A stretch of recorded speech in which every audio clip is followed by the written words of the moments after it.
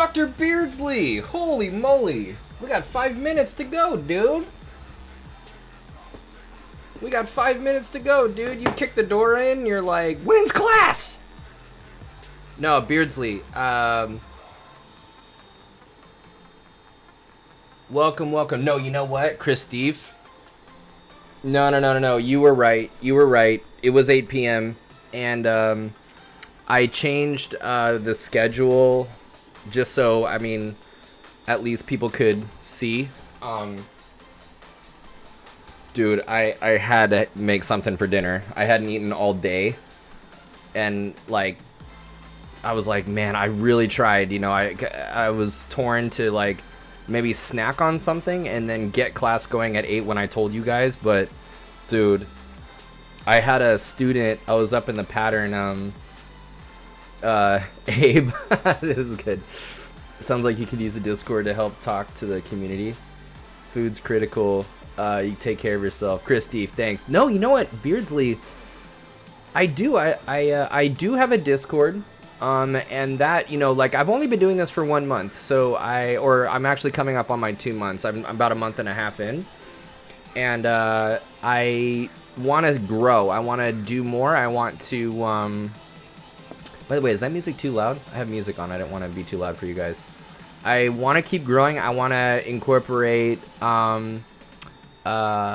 Danny, what's up? I want to incorporate YouTube. I want to incorporate Discord. I actually want to incorporate like an extra, like a paid like service where like you guys can pay into like more of a classroom situation where it can be us and then we can like maybe on Zoom and then we can stream the class session where I can see your faces and we can talk and it can be very interactive. You know, that is what I really want. That's what I want. So like right on your level with the Discord and being able to, by the way, that's one of my favorite memes when he's like, you know, I want to lean into those types of ideas for sure. And in terms of the growth, I want to start recording my sessions and setting up and organizing them on YouTube. So I'm definitely headed in that direction for sure. I think it would just look better. I think it would be more professional, and I think it would just be better like for the people watching. But anyway, yeah, so but I do appreciate the flexibility and your generosity, your, you know, graciousness for I had to eat something, dude, and I really like, I had a student in the airplane tonight and she's doing great.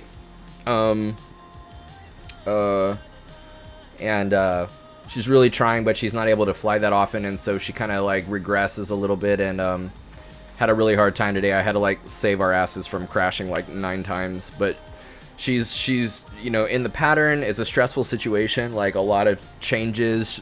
She changed over from me from a different instructor, so we're sort of like working with what she was told and refining certain things and looking at techniques that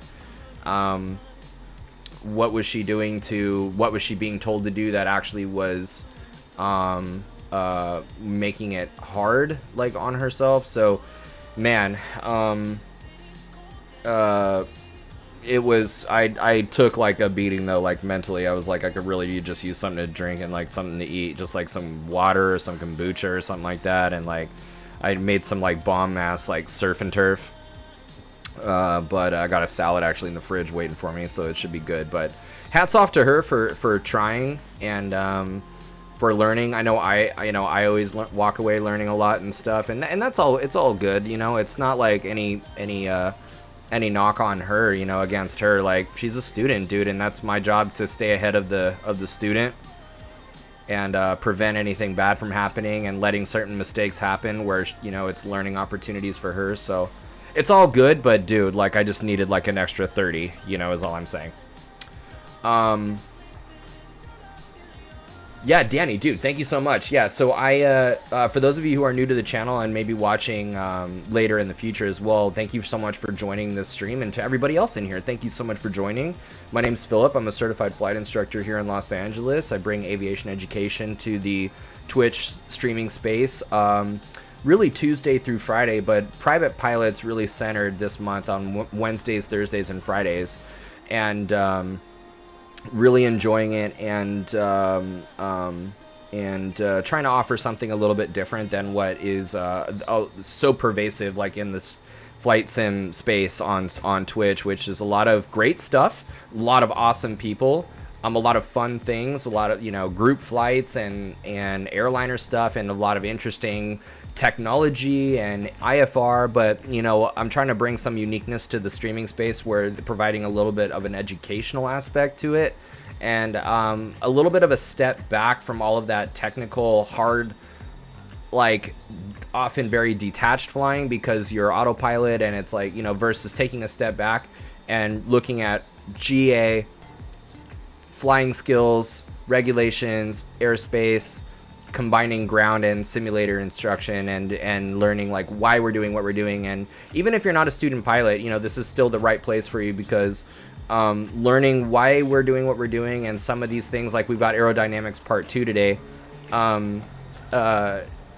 to do certain things that will make your flight sim experience that much better. And then maybe, who knows, you know, with an understanding of a deeper understanding of the basics, maybe you will be inspired to go and try that demo flight, you know, at your local flight schools. So yeah, but just to address what Danny was saying, my name is Philip, but I am also wearing a Spongebob Squarepants t-shirt today. So one of the things that I love to do when I was a chief ground instructor at my flight school, at a previous flight school, was I love to wear silly t-shirts and have my, you know, silly t-shirt like reveal. Even sometimes it was during the winter, so I'd wear a hoodie and they'd be like itching, like, what was the shirt? And I'm like, I don't even know what you guys are talking about. Show us the shirt. So I like to have that, and what I'm trying to go for is cat shirt Fridays. So I'm not going to be streaming tomorrow. I will be streaming on Saturday, so we'll be doing cat shirt Fridays on Saturday. But yeah, silly t-shirt. I kind of like the collared shirts and like the professional look, but we've just become such close friends. I feel like now it's time to kind of really show my true colors and wear those silly t-shirts. So Beardsley, I think it's possible to upload Twitch videos straight to YouTube. It is. It actually totally is. You could be worth checking that out. Absolutely. Long time no see, Danny. Dude, fantastic to hear from you, man. It's been a while, and I'm quite well, man. It's great to hear from you, and I've been wondering how you are as well, dude. So, Dr. Beardsley, what is you saving our asses from crashing look like? Really, it's not that big of a deal. I mean, really what it is like trying to guide. What it looks like is analyzing the energy of the airplane, analyzing the body language, the power, the energy, like, of the airplane, all the way down, the body language of the student, looking behind their sunglasses and watching their rapid, if their eye movement is rapid. Are they looking outside? Are they fixating on something? I always look behind their glasses, and I watch the grip on the yoke. Is it a tight grip? Are they flying with the 3 fingers so the airplane's well trimmed? I'm looking at the whole thing. So it starts with that, and then it really, on final, it looks like I'm analyzing wobbliness. I'm looking at a wobbly nose, you know, and I'm looking at it looks like somebody. What it looks like, to answer your question, to continue answering your question, is somebody struggling with multitasking when it comes to crosswind correction on the landing, where a lot of the time when a student the water level is so high, it's like this high, and they're right up against it. And like I said, by the way, if the music is too loud, tell me if it's too hard to hear me. You see them aligning the fuselage with the runway with rudder, but then no aileron, so the wind's blowing them off course, and then they need to get back on course, so they let the rudder go and they bank the airplane into the wind. But then when they get back on that center line, the airplane's got no rudder in it, so the airplane is continuing to weather vane into the wind, which continues them off course. So then they get back on course, they bank the other way, but now they're banking away from the wind to get back on course. And so now they're right back where they started. And really it's the inability to balance. So the nose and the bank, you're just S-turning all the way down. It looks like shit. They're dipping low, so they're adding power, which makes the nose go up. And I need to let them take that to a certain height. This is not a stable approach, clearly. But and clearly they need the help. And so what I don't want to do is just jump in right away when something isn't perfect.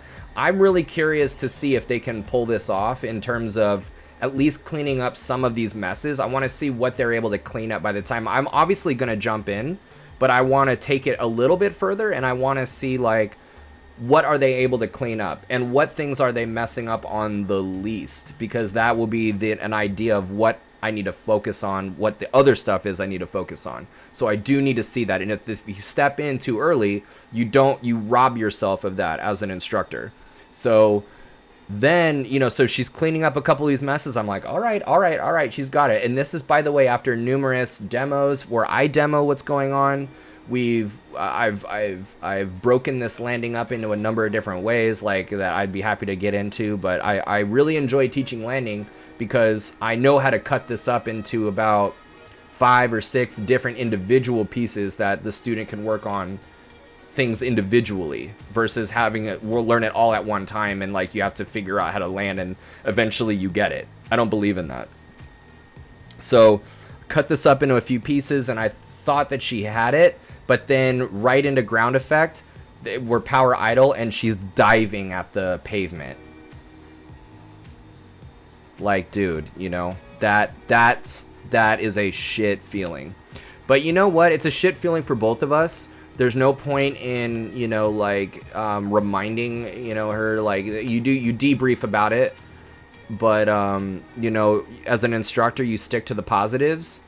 There were plenty of positives. The way that she was configuring downwind was great. She flew that first half of the pattern really nice, where she's holding that VY speed the whole way up. Keeping track of flaps. Like if in the we were doing some touch and goes, so you leave that 10 degrees of flaps in there, and then you leave that 300 feet above the ground, positive rate of climb, safe airspeed, and safe altitude, flaps up. Maintain that VY. She's calling things out. Today was the first time that we just started working together, so today was the first time that she had really solid targets to hit on the back end of the pattern. We're talking about airspeed and altitude and power setting targets, but so I wasn't expecting too much in terms of hitting all those perfectly because there's so many things balancing. But yeah, that was that last little bit into ground effect, diving at the pavement. There's no level off. I'm like, yo, dude, like, Jesus Christ. So yeah, that's kind of what that looks like. It was kind of a long-winded way to answer your question, but yeah. Chris Steve, just catching up in the chat. So, aw dang, that's tough. I think the stress on the CFI is probably not acknowledged enough. Hey, I really appreciate it, man. Like, it's definitely, like, much appreciated when the student is like, man, thank you, I appreciate, because a lot of the time it's like we have to put that behind us, and, like, it's got to be all about the student. So I appreciate that. You know what I mean? Damn. Yeah. So yeah. I saw the Lord of the Rings cat shirt when I was downloading instrument rating ground school videos, and I texted my CFAA saying you got a bonus points for cool shirts. No way.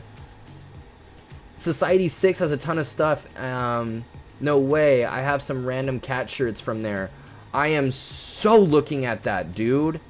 Yeah, I need more. I got one on Instagram, but it just, like, was cheap. I can't. It was like my skin was itchy. Yeah, the level of attention to detail is so draining. Makes the FAA regs on max teaching hours almost seem like a high number. Yeah, you need some experience for sure. And I think the main thing is you just got to keep learning. As an instructor, you have to keep learning.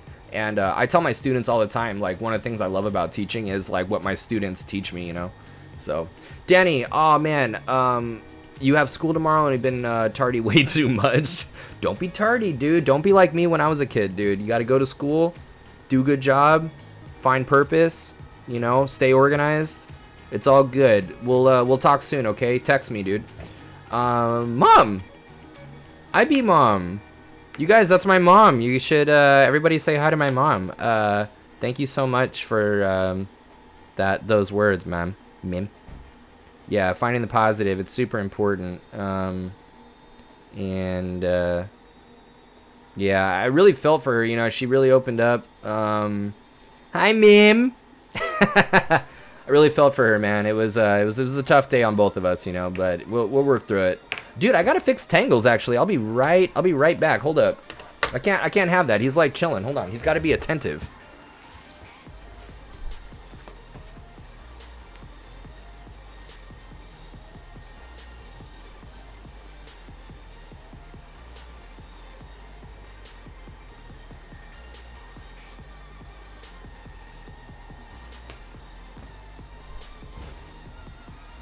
All right.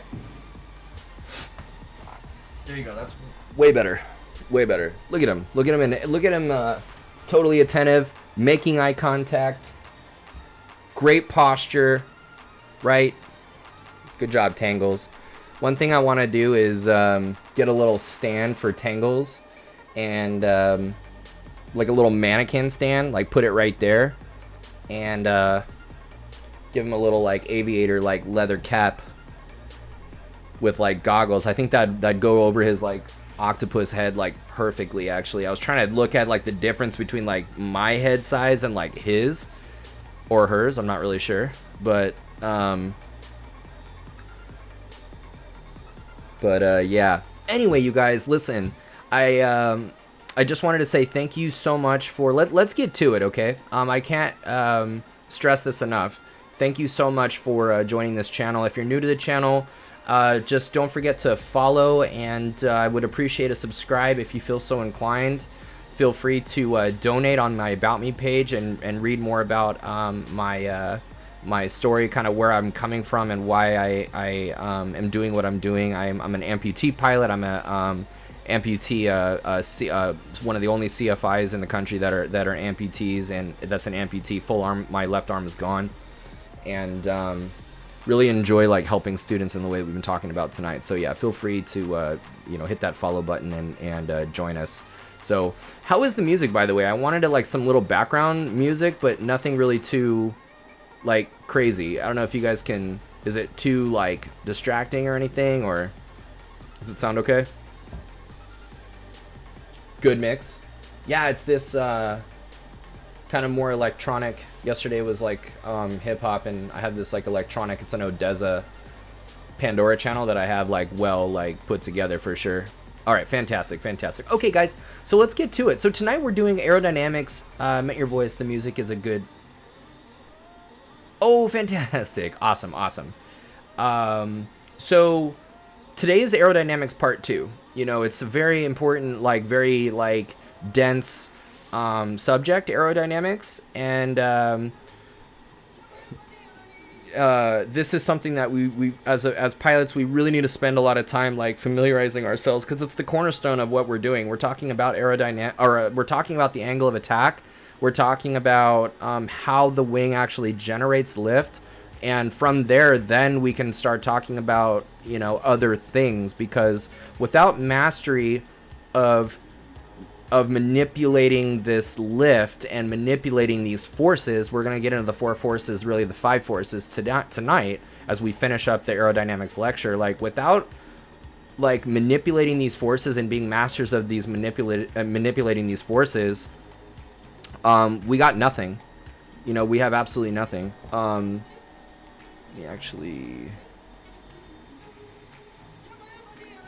need to close. Okay. There's the old phrase, like, or not the phrase, but there's the idiom, kind of like the tenets, like the 3 tenets, like of flying, which is aviate, navigate, communicate. We got to aviate first, and the only way we can aviate is by mastering these power and pitch relationships, and that starts with understanding how the wing is doing what it's doing. From there, then, you know, we can navigate, you know, we can learn techniques to know where we are. The plane is left in a stable condition. We can actually look outside. We should be looking outside anyways, but we can navigate. We can use VORs to know where we are. We can observe, use our pilotage skills on what's around us. Where's the airspace? What are we going to do next? And then communicate. We're not overburdened by the flying the airplane. We know where we are. So our listening is, our ears are more open to people that are talking to us, and we're more clear on, you know, it's less cloudy. It's more clear on what we need to be saying. We can paint the picture on traffic advisories that are out there. Okay, so it all starts with aerodynamics and knowing how to actually fly this airplane. So let's hop into it. I got this yummy mango kombucha. I have this coffee here that I'm gonna probably regret drinking.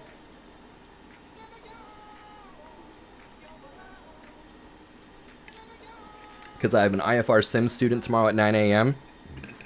But whatever, dude. We're here. We're together. It's party time. It's fine.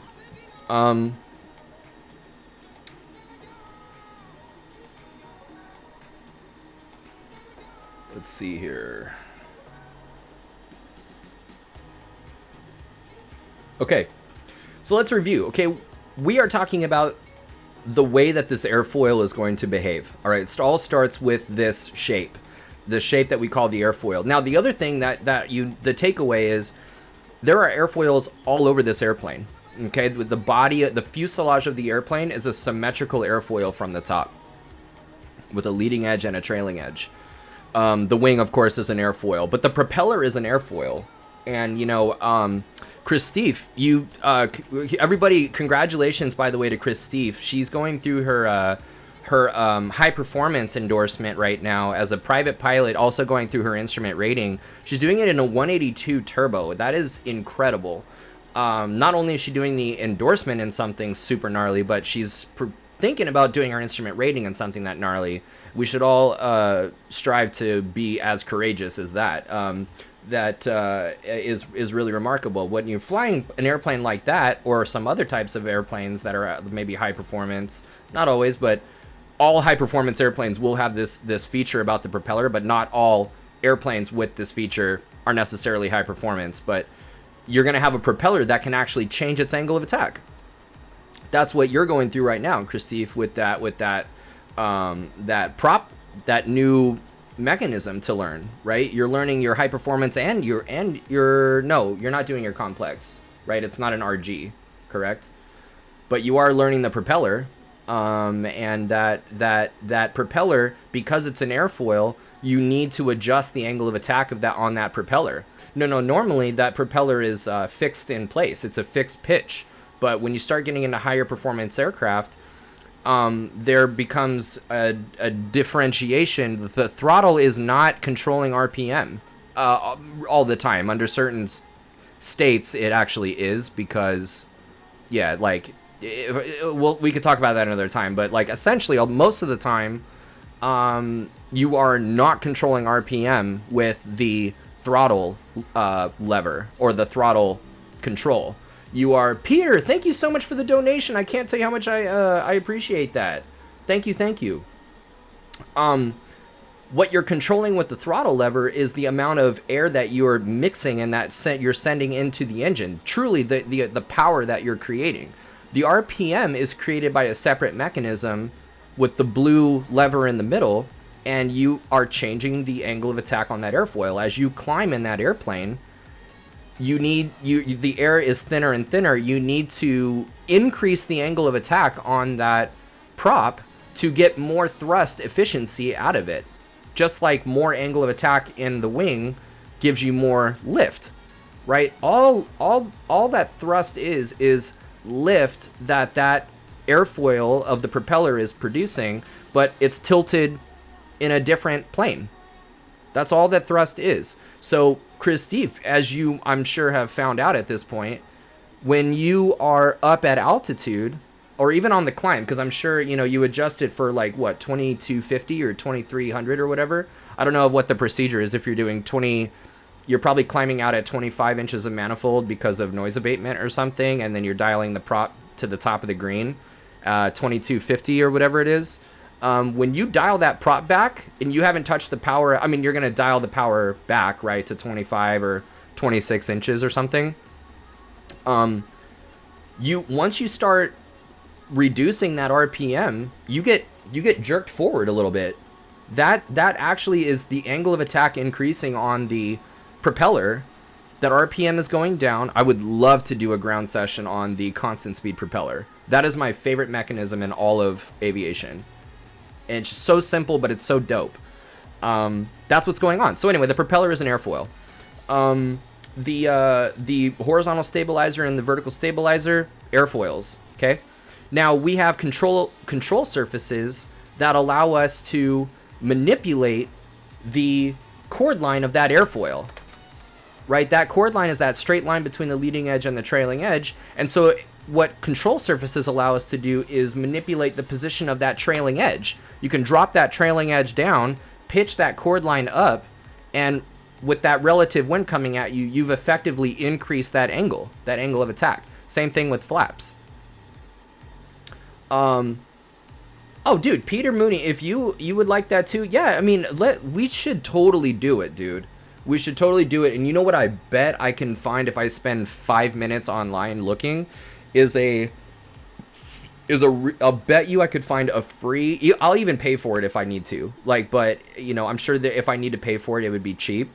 A really good trainer, like a trainer program to show what is going on, because basically it's a hydraulic system. What you're doing as you're adjusting that prop lever is you're sending oil into the nose. There's a hub in the nose that is a cylinder and a piston situation, and adjusting that throttle lever for reasons we can get into later. But essentially what you're doing is you're allowing oil to flow into or out of that cylinder. And as that pressure changes, right, if you're going to send oil into the cylinder, pressure is going to increase, right? And it's going to push a piston. And then that piston is attached to linkages to the propellers that will drive those propellers into a higher or lower pitch attitude. Or pitch, I should say. It's very, very interesting. And it's all based on equilibrium. And so, yeah, it's super dope. But anyway, we can do that. Point is we are trying to, this angle of attack, what this airfoil is trying to do is separate this air. The airfoil is the shape of that airfoil, this teardrop shaped surface, is trying to split the air in a way where you have accelerated that air over the top, built up a lot of pressure on the bottom. You've created a relatively low pressure over the top, built up a lot of high pressure on the bottom, and that wing is tending to move from high to low pressure. Okay, second law of thermodynamics. Okay, and so the name of the game is air deflection, and camber helps us deflect that air. The more curvature a wing has, the more deflection we get out of it. Generally speaking, right? At normal speeds for training aircraft, you know, if we're doing 120 knots or whatever, it's helpful the fact that, you know, if we need to deflect air for lift, it's nice to have a nice kind of wing with an airfoil with a lot of camber. If we're that F-16 that we were looking at yesterday on YouTube, that F-16's got a razor thin wing because the air deflection's coming from the fact that he's doing 500 knots, 600 knots, right? So you see that relationship there. But like we said, angle of attack is that angle that chord line is making with the relative wind, and that relative wind comes from it opposes the flight path. So if you're flying forward, then your relative wind is coming back at you. If you are in, let's say, stall recovery, then your flight path, your pitch attitude, it doesn't matter what your pitch attitude is with respect to the horizon. If you're in stall recovery, your flight path is down, and that means that your relative wind is coming up at you. So it's not, there might be no wind outside, right? We said that when let's say on a calm day with no wind, if we're driving in our car or we're riding our bicycle and we stick our hand out, it gets blown back, right? It's not the wind that's doing that, it's the relative wind. So that relative wind forms an angle with that chord line, and the higher that angle of attack, remember we went through that string of the relationships between angle of attack and stall speed. We said that the angle of attack, the more angle of attack that you have, the more air deflection that you cause, or that you create, right? And the more air deflection that you create, the greater that pressure difference, the more low pressure on top that you have, and the more high pressure you have on the bottom. And so for that reason, the more lift you actually create, the more angle of attack. For that reason, you create more lift, okay? The more lift you create, remember, lift is one of the forces. So lift is a force. And the more force that you subject the structure of this wing to, the more force that you subject the structure of this wing to, the more stress the structure actually feels. And that stress, that structural stress, we refer to as load. So the more lift that you create, the more force you're exerting on the structure, the more load the structure actually experiences. And so the more lift you produce, the more wing loading you cause. And the more wing loading you have, the higher the stall speed. All right. And so we were saying that things that cause that angle of attack to be higher or lower, they result in a stall speed changing, right? We said that for a center of gravity, for a CG that's forward, we tend to not want the nose to pitch down on its own, so we increase that angle of attack. And then boom, you have forward CG resulting in a higher angle of attack as we respond to that nose down tendency.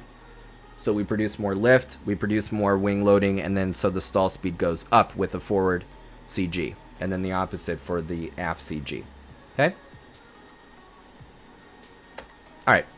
Angle of incidence is something that we talked about. This is the angle that the wing is mounted to the airplane. Very important. The angle is greatest at the wing root and then twists to a lower angle as you get to the wing tip. And the reason why this is important is because since the critical angle, right? Remember, the critical angle of attack is the angle of attack that the wing stalls. And the critical angle is irrespective of weight, of air density, of CG locations. The critical angle is what it is, irrespective of all of those things.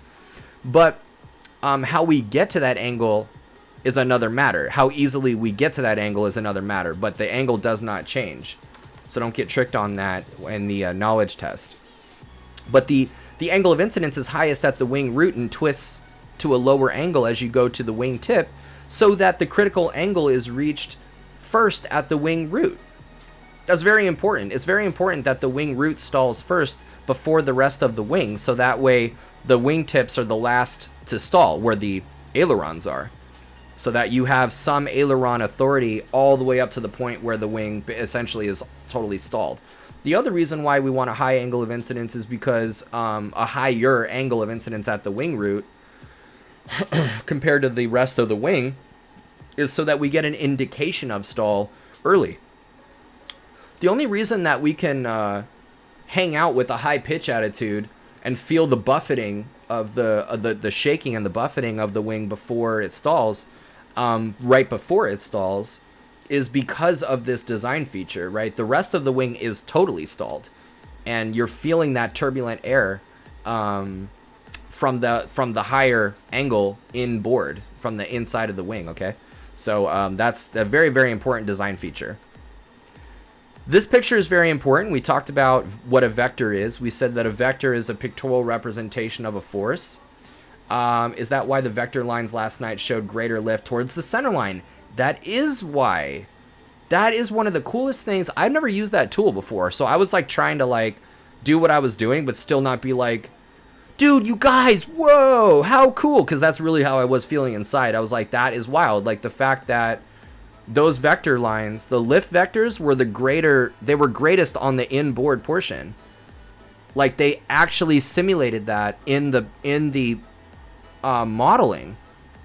Like they actually did that. That is so rad. I'm telling you, X-plane flight dynamics, dude.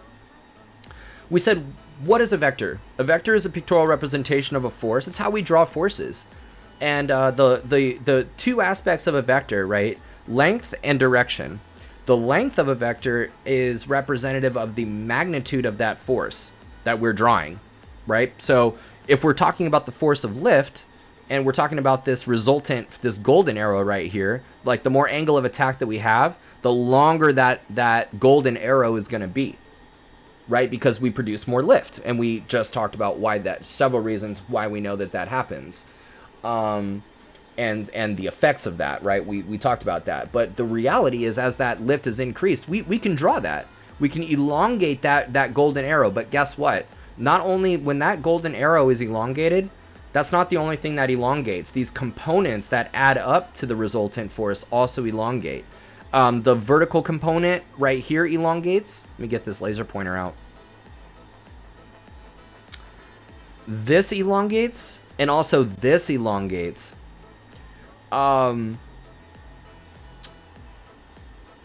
Oh yeah, sure. So Zach, could you explain why forward... We'll come back to vectors here in a second, but could you explain why forward CG increases stall speed a little more? If you're trimming it to level flight, wouldn't the relative wind and angle of attack now be at the same angle?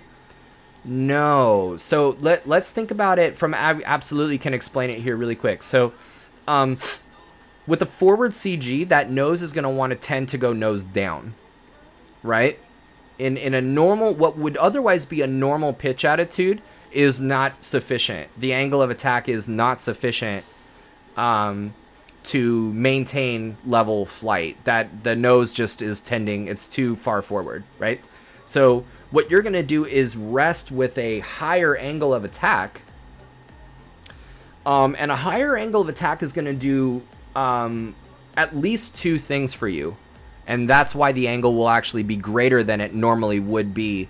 What would normally be an okay resting position, and and your angle of attack would be normal and resting, with a CG within limits. Okay, a higher than normal angle of attack is going to do at least two things. Number one, it's going to increase that angle of attack on that wing, producing more lift, and allowing, really pulling that nose up. Okay, but the second thing that it's gonna, that should make sense, that's pretty intuitive, but the second thing that angle of attack is gonna, that back pressure is gonna do for you, is it's going to make that tail go from a relatively horizontal position to a higher position like this, with all of that high pressure up on top, and it's gonna increase that tail down force.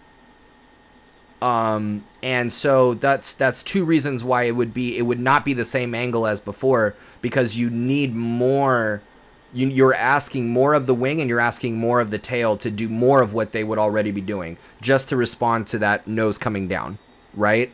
Yeah, especially you going in. I have your check right on my calendar, by the way. I got you right there, dude. So going into your check ride, that's very important that you know that you can explain that. You know, the examiner will say, like, why, how does the center of gravity, the location of a center of gravity, affect your stall speed? Or how is your stall speed affected by a forward center of gravity location? And you're like, well, some people are going to memorize, right? Forward CG, higher stall speed. All right, I'm good. God help you if that examiner asks you, oh, why? And you go, oh, God, I was hoping you weren't going to ask me that. Right? And he goes, what do you think my job is?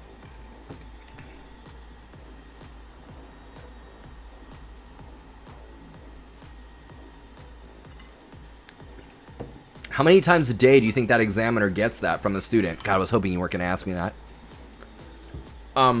Don't be that person, you know? Don't overthink it. Just cause and effect. Just go down the line, right? That line that I showed you guys last night, the pathway. Know the pathway step by step from angle of attack to stall speed. The pathway is with a forward CG, you got to rest at a higher angle of attack to compensate for that. Higher angle of attack means more lift. It also means more drag, right? More lift equals more drag. But more lift equals more wing loading, and more wing loading increases your stall speed. That's the pathway. Okay, so going back to a vector analysis. So higher angle of attack, we elongate that arrow. And not only do we elongate that arrow, but we tilt it backward. Right? We tilt that arrow backwards, and we extend it. So it's no wonder why drag would increase. Let's think about that slow flight. We're going to do more slow flight in the sim tonight. But what happens in slow flight? The speed is slowing down. Tail downforce becomes less effective. We need angle of attack to generate more lift so that we don't descend. We also need more angle of attack on the tail so that the tail downforce does more and doesn't allow that nose to come down. But what's really going on? Why is it that when we increase angle of attack, that wouldn't an elongation of this resultant lift vector also result in more vertical component? So why is it that we don't climb anytime we increase angle of attack? First of all, a lot of the time we do, right? Unless we're in the region of reverse command. But we'll talk about slow flight later. But the reason why, if you do it very smoothly, you do not climb when you're configuring for slow flight, even though you're slowing down and increasing angle of attack. Because what you don't realize you're doing is, as you are tilting that as you're slowing the airplane down and requiring more back pressure, what you're doing is, as you're tilting that lift vector back and elongating it, you're maintaining the length. You're doing it at exactly the same rate as the vertical component lift, the vertical component of lift. It would be decreasing. You're exactly matching that the rate that vertical component would be diminishing by you by slowing down. You're tilting that angle of attack up, elongating that resultant lift vector, and yeah, the drag is increasing, right? You are slowing down, but you're exactly matching the vertical lift, the vertical component of lift, for maintaining the length of that vector that's needed to maintain your altitude and not climb or descend. You're perfectly matching that. That's what's going on. Dr. Beardsley, I feel like this is stupid. We have no stupid questions here because it's extreme, but does having a forward CG mean your stall speed is decreased if you are in inverted flight? Oh, it's been a while since I've done my aerobatics. So first of all, I want to say no. I want to say that a forward CG is a forward CG. Because the thing is like, if you're inverted, if you're in an aerobatic airplane, your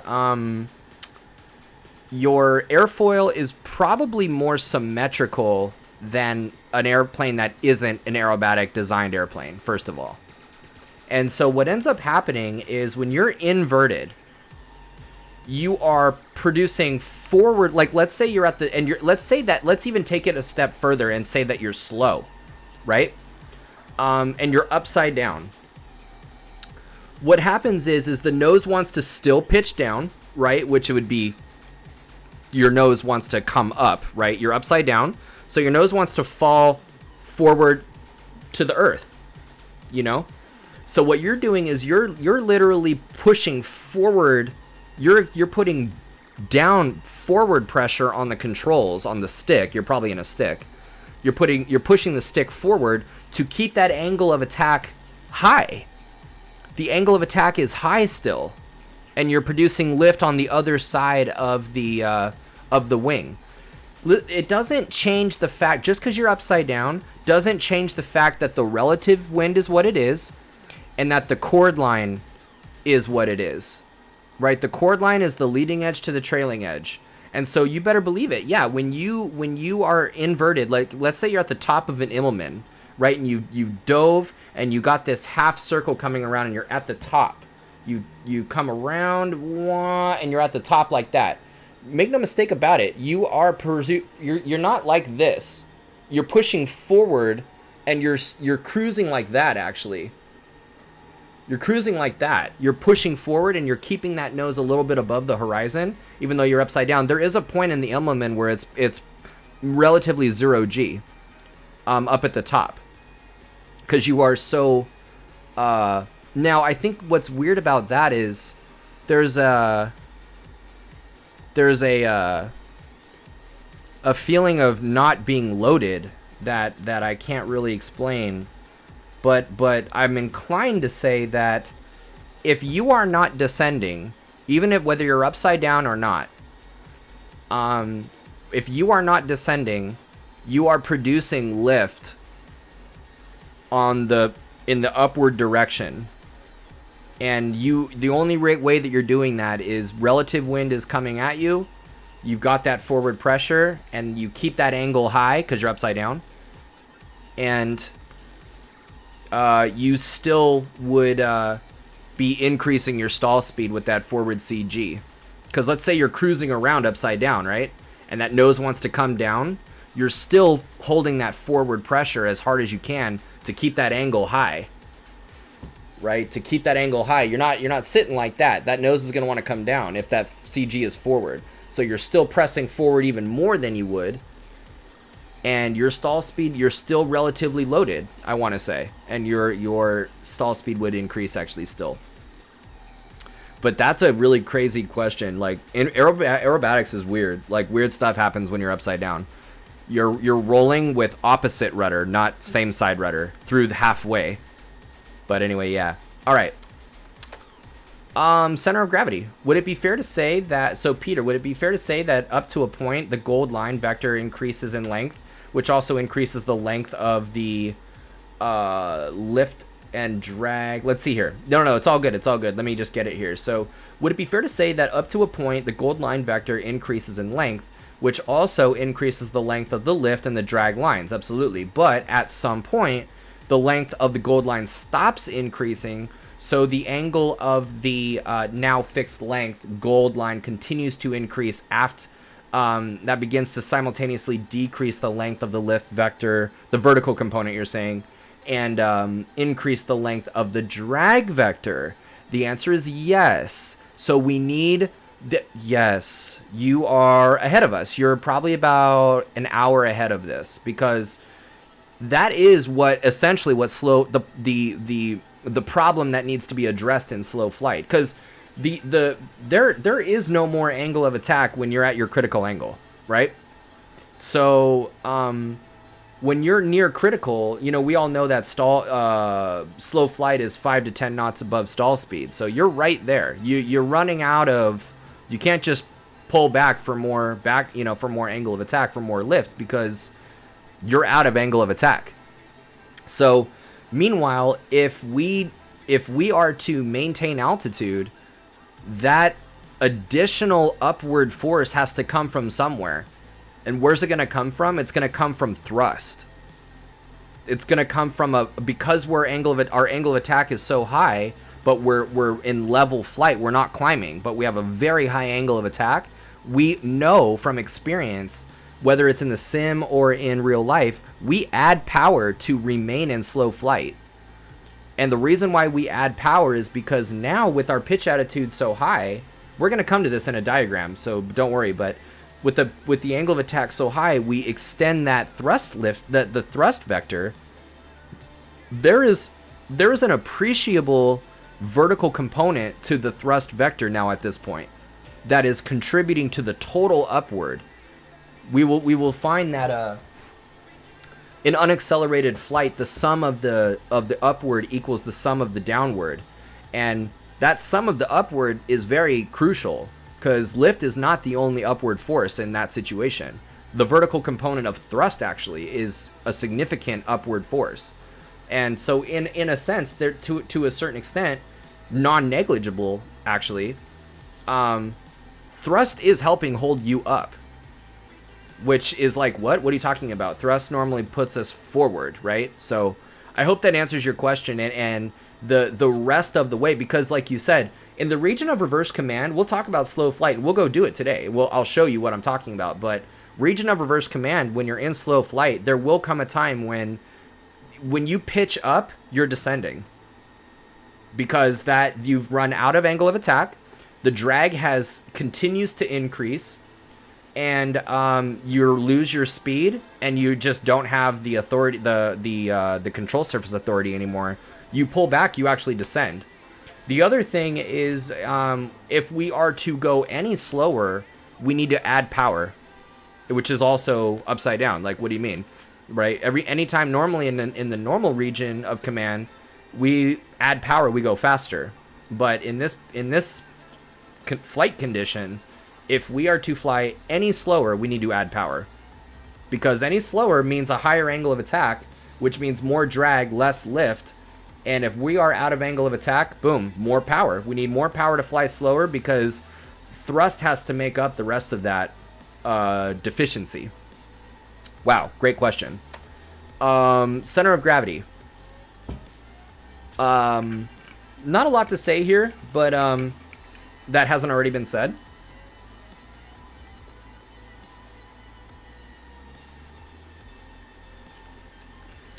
Tail downforce is super important. End of story.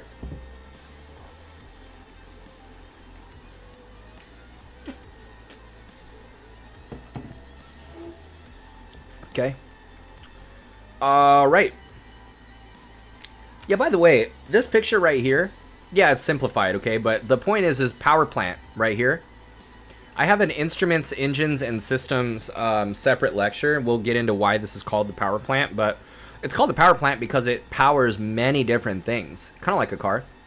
Obviously, it produces thrust, but there is an accessory gearbox on the back of this. Vox, what's up?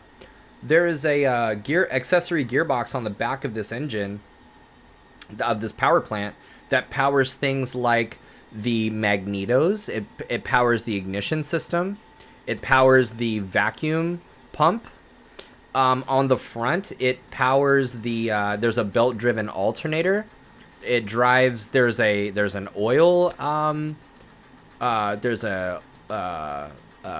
an oil pump that is engine driven. So it is very much a power plant because it powers many different systems. So just wanted to point that out. Yeah, semi-monocoque fuselage. Internal structure. This is when we're talking about wing loading. This sort of like structure, internal structure is very important. We talked about primary control surfaces last night as well. We said the ailerons roll the airplane around the longitudinal axis, from the axis from nose to tail. The elevator pitches the airplane around the lateral axis, the wingtip to wingtip axis. And that the rudder yaws the airplane around the vertical axis for what we refer to as directional control. The main takeaway here is that the rudder does control yaw, but we can do better than that. When we're sitting across from an examiner, or we're actually talking to we're pilots and we're talking to other pilots about flight controls and what does what and what we like about airplanes and stuff, that we can understand that. We are to understand that the rudder cancels adverse forces. That is like the job of the rudder. And it's like, well, doesn't it do that? When it does that, doesn't it yaw the airplane? It's like, yeah, but that's like an effect. The yawing is an effect. Dude, thank you, White Leg. I'm still learning what those are. See, I'm still what cheer and like bits are, dude. So like, thank you so much, man. Dude, you guys are so awesome. And you guys make this fun, you know? Like, that's super, super cool.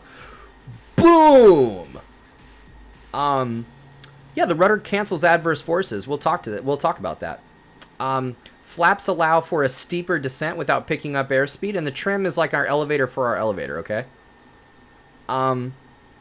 The flight controls are, so the ailerons are, wonderful. Thank you so much, Peter. the flight controls are cable pulley, and so as we manipulate the flight controls, we're tugging on cables that pull a bell crank in one direction or the other.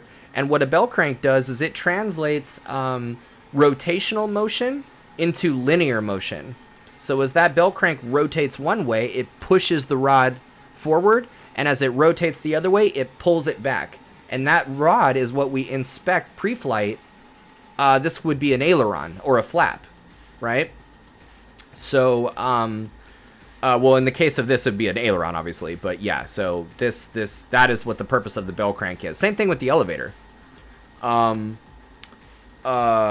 elevator too, you know, as we pull and push on the controls, pull and tug on this bell crank in different ways that rotates this torque tube that articulates these elevators together. We pitch around that lateral axis, and the way that we do that is by causing an angle of attack difference in the tail to produce more or less tail downforce, right? Same with the rudder. The rudder is a cable pulley system as well. It's a movable surface that allows the manipulation of the trailing edge of that airfoil, right? And thus the manipulation of that cord line. There's that trailing edge manipulation right there. There's that cord line. This would be left rudder. This would be left rudder. If that angle of attack is such where you got high pressure on this side, you got low pressure on that side, it's moving to the left.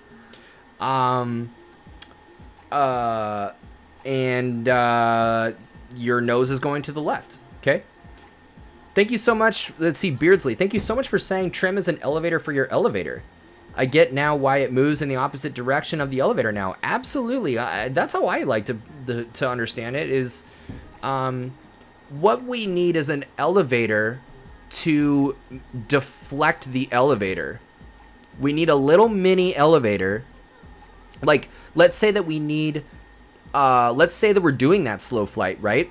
And we're running out of control surface effectiveness because the airflow is decreasing. So what do we obviously do? Like when we're in, obviously we're going to put in flaps and whatever, but you know, we trim nose up, right? For slow flight. What does that mean? Trim nose up. What do you mean? Well, you know, you're going to spin the wheel in the nose up direction and then magic happens and then the nose stays up, right? No. What happens is you need more downforce, right? You need more tail downforce, right? Let's look at this trim right here, dude. You need more. This is a perfect example when we're trimming nose up, okay? We need more tail downforce. Courtesy of Rod Machado. Great stuff. Dad jokes aside. Which I actually enjoy personally, but you know, some people, they're very impatient, you know, it's like, what do I need to know? It's like, can you just enjoy life and listen to what this guy has to say? By the way, if you want to see something rough, go watch the Oshkosh debate between John King and Rod Machado on the ACS. If you want to see a real crash and burn, go watch John King try and debate Rod Machado on the ACS. I'm a fan of the ACS. Rod Machado was on, obviously he is then White League, then you know what I'm talking about. It's not a debatable, I mean, the subject of ACS or whatever, like I thought it was an interesting premise, the debate, but that was not a debate. That was a shit show that I enjoyed watching. But damn, that was hard to, was it not hard to watch? Depending on whose side you were on. Like I said, I like the ACS. I like what they did. I think it's awesome. I think standardization of the discussion itself is great. Examiners still have a lot of leeway to determine what they feel is important or whatever, and it's all good, you know, but Machado was of the side on the debate that, number one, that it does more harm than good, which, I don't know, you know, I'll listen to any debate, really. But also that the PTS didn't need improving, that, you know, whatever. So I think statistics said otherwise. Like I said, I really enjoyed it. But anyway, so Rob Machado's great. And then circling back to what I was saying. So anyway, in slow flight, we need more tail downforce. So we need this elevator to be up. We need more high pressure on the top right here, right? We need more high pressure on the top. We need more low pressure on the bottom. We need to elongate that tail downforce. And we do that by applying back pressure, right? Which pulls that elevator up. Now, that's a pain in the ass, though, especially if you have one hand, when you need to be doing other things. So it would be really great if you had a little mini elevator. Mind-boggling, right? This tab moves down, which moves elevator up, is news to me. Peter, thank you so much for the vulnerability. And absolutely, I mean, we're walking, you could see it right now, basically. If you look at the elevator, look at what you need. You need that elevator to come up so that you have high pressure building on the top, right? But you don't want to hold in that back pressure. So you need to lift the elevator up. You need to lift the elevator up. So look at what the trim tab is doing. That trailing edge has come down. The angle of attack has increased. High pressure is on the bottom. Low pressure on the top. And has lifted the elevator up. Right? Dude. That is a magical device. And I'm telling you, nobody appreciates trim like the amputee pilot. Okay? That is a magical device. I still think the constant speed propeller is more beautiful, but dude, the trim, if used masterfully, if used appropriately and strategically, plane flies itself. And we can stay ahead of this process by trimming and stuff. Kind of like when we teach counter steering and motorcycle training. Yes, Whiteleg, you know the other place where you're gonna see essentially counter steering when you teach motorcycle training, right? In those turns, you gotta kind of counter steer so that you it's all about the lean, counter steering and leaning, right?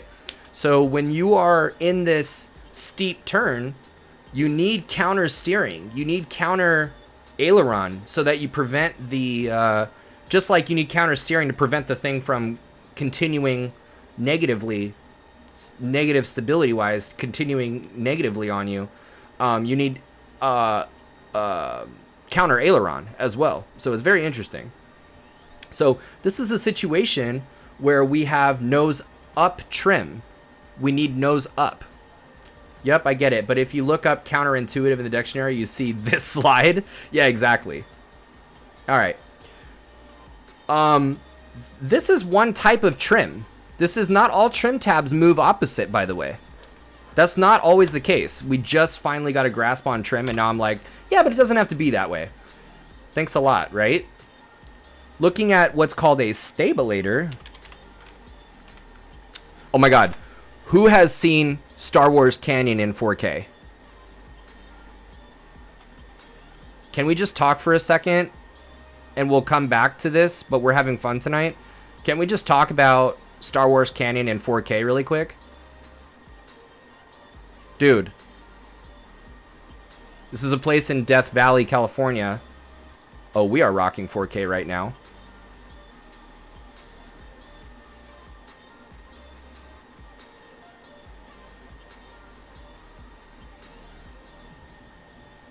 Dude, these guys are posted up on the mountainside with their super expensive cameras watching this from above, dude. Look at the shadow.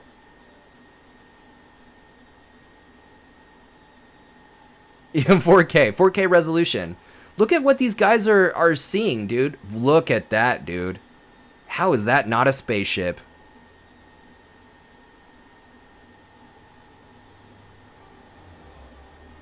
Let's see if we can.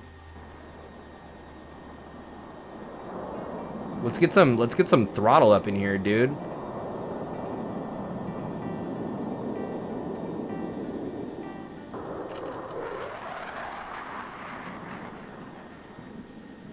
I don't want you guys... Let me know if it's too loud.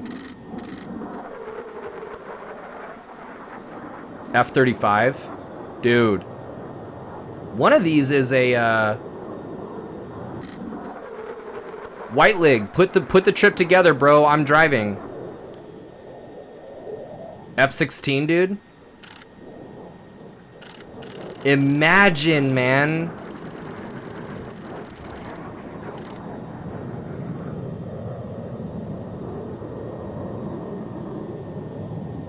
Think about the angle of attack on these wings as they're as this bank angle is increasing. Think about the lift. Look at that bank. Oh my God. Well, the afterburners are on. Think about that relative wind, my friends. Right? You need think about the air deflection that's going over that airfoil.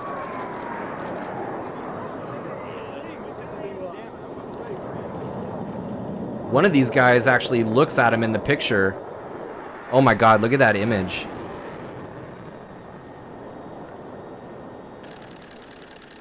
Wow, screaming.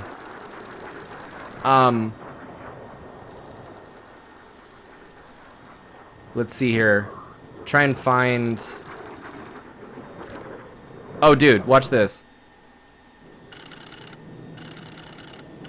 Look at that, dude.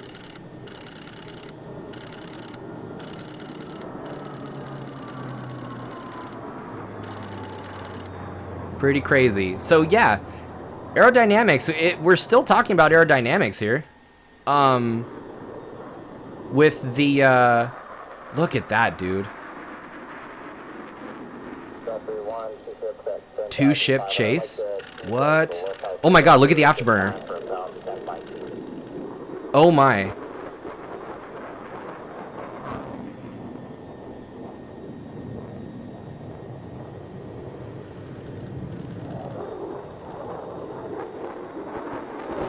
Wow. All right. Before we do this all night long, let's go back to the lecture. Dude, look at that. With the Shaka, dude. Yeah, that's a beautiful thing. Anyway, so what I did want to show you though is wow, dude, what was I even gonna show you? Oh, Stabilator, something way less crazy. But this is the tail of a of like a Piper. Oh, let me turn this down and turn this off. Ooh, this looks interesting. By the way, evolution is real. Don't know what to tell you, you know, people that don't think that. Let's get the music back.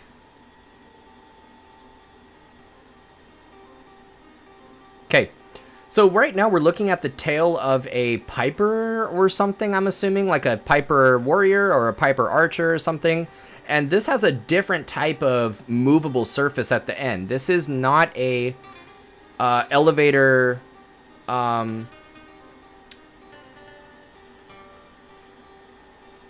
This is educating people in all aspects of life. I love it. Yeah. Yeah. Okay. This is not a elevator. This is not a surface where it's like a horizontal stabilizer that is stationary and then a movable elevator. This whole surface moves. It's called a stabilator. But I want you to notice something. As this stabilator moves, it's going to move on that hinge right there. As this pitches down, this would be like the pilot pulling the controls back. Look at what happens to the trim tab.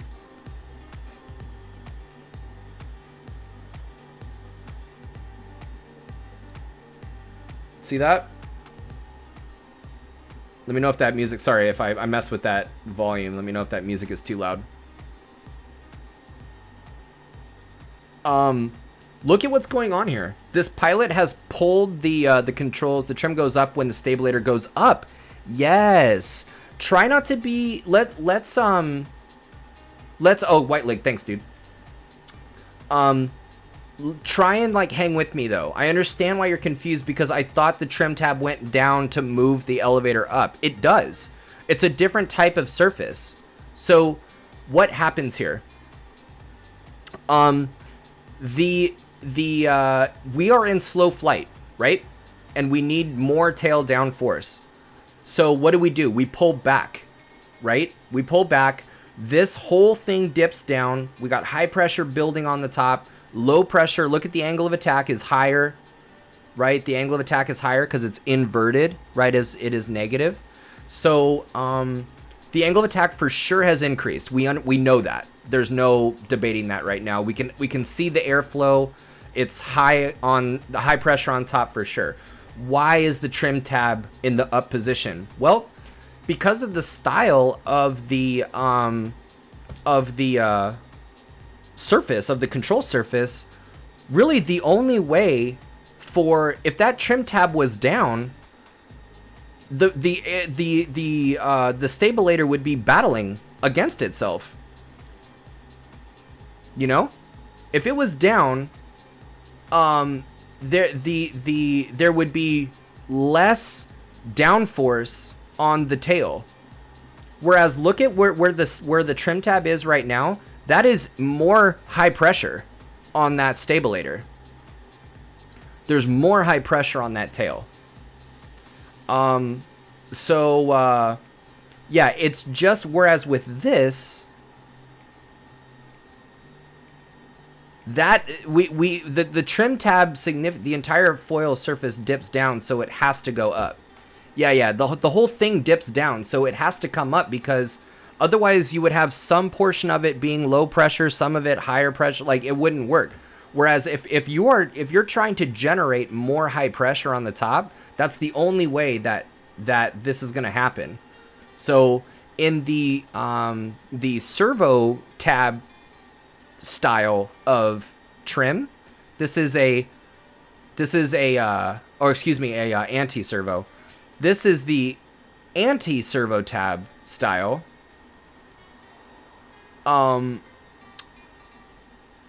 The trim tab moves in the same direction as the control surface versus the the servo tab, not the anti-servo tab. The servo tab, the trim tab moves in the opposite direction. So really it's just about, in the servo tab, like on a Cessna, you need the elevator to exert a force on the surface itself. Whereas the trim tab on this style of tail contributes to the actual overall high or low pressure that we're looking at, that we want to try and achieve, right? In this style over here at the Cessna style, the trim tab is not contributing to the high or low pressure that overall that we're trying to go for. The job of the trim tab is to force the elevator into a new position. Whereas that the philosophy in the other side is not, the trim tab is creating actually more of what the surface is trying to do. It's contributing to that high pressure, right? Or low pressure, right? So just understanding that difference and just understanding and accepting that, like, the job of the trim tab is just different. Are we trying to force, like literally force the elevator into position, or are we trying to add to the overall force that we're trying to achieve? Right? The trim tab in the other case is not adding to that force. All it's doing is just making the elevator do more of what we need it to. That probably is the best I could do to explain that.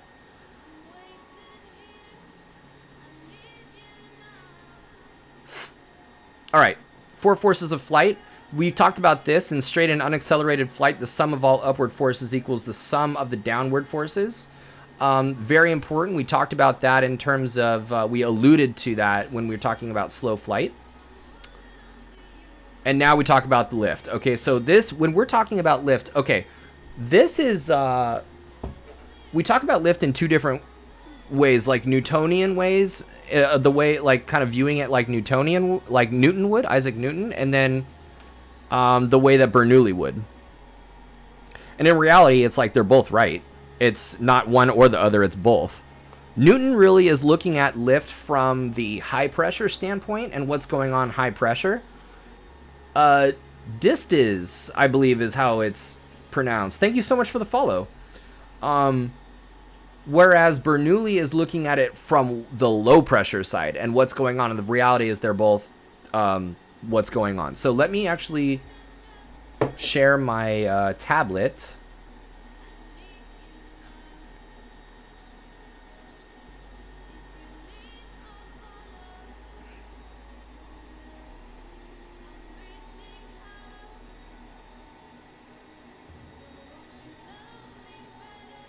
Okay.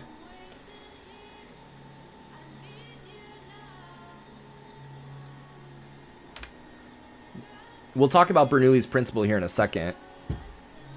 It's very, very interesting. Okay. Newton said that one of Newton's principles, one of Newton's laws, is that forces come in pairs. Okay? And specifically that for every action, there is for every action force, there is a reaction force that is equal in magnitude but opposite in direction. So how does that apply to the theory of lift from a Newton standpoint? We'll talk about Bernoulli in a second. Here's the airfoil. We've got flight path, and we got relative wind, right? We've got the chord line right here. We can do better than that.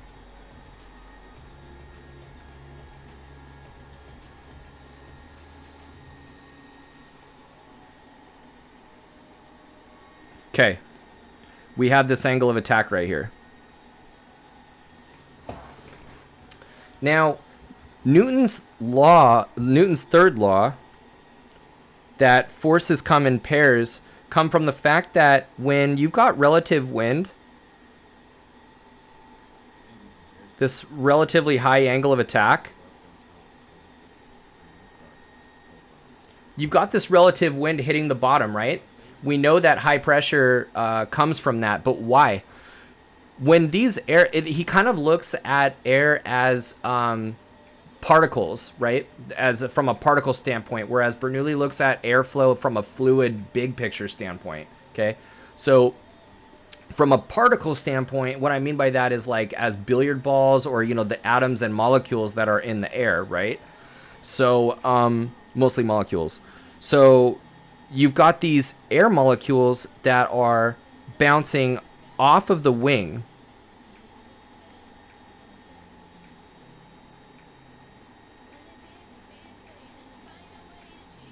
That's what's going on, right? They hit the wing, that relative wind hits the wing, and they bounce off.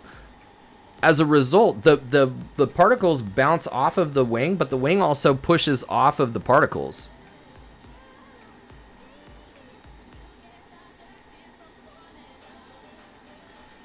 Right? And so those arrows, in fact, let's just draw them separately.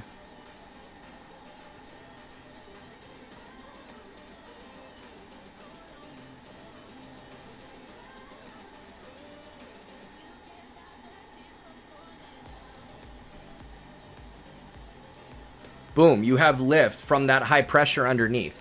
As a result, as a reaction force of those molecules hitting the bottom of the wing. And of course, high pressure is you're gonna force the wing up. Of course, right? The wing also pushes off of the air molecules, and that's basically it. It's nothing super mind-blowing, you know what I mean? But Bernoulli, on the other hand, said this: that when you have a venturi, the shape of this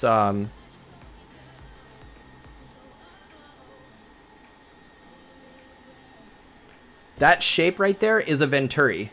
It's called a venturi. It's like an hourglass shaped thing.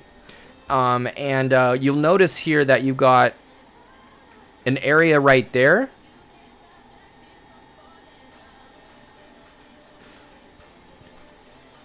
And you got an area there.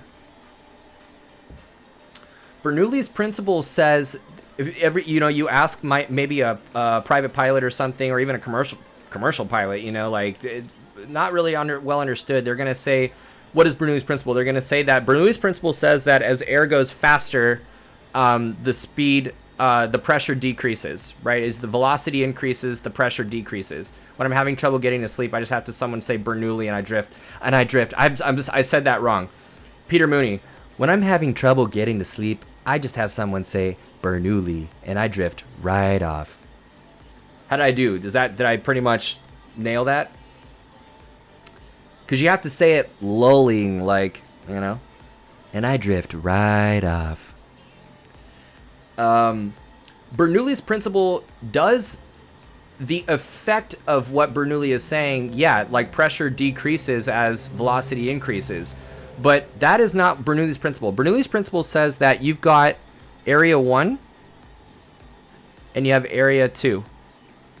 He says that equal volumes of a fluid pass through area 1 as it does in area 2 in equal time. That's what Bernoulli's principle is. Equal volumes of a fluid pass through area 1 as it does in area 2 in equal time. How is that possible? The only way that that's possible is by speed increasing. So, like, if somebody asked you what's Bernoulli's principle, and they said, well, as a fluid speeds up, pressure decreases, you could say, well, how does a fluid speed up? What does that mean? Like, what do you mean by that? They go, I don't know. Like, it's accelerated, right? That's because they're missing that crucial part of Bernoulli's principle. So, here you have, doesn't the temperature decrease as well? Absolutely.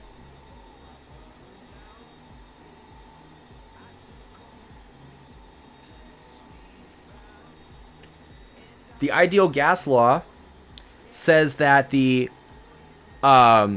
pressure and the volume are proportionate to the number, essentially, of the particles times a constant times pressure or times temperature.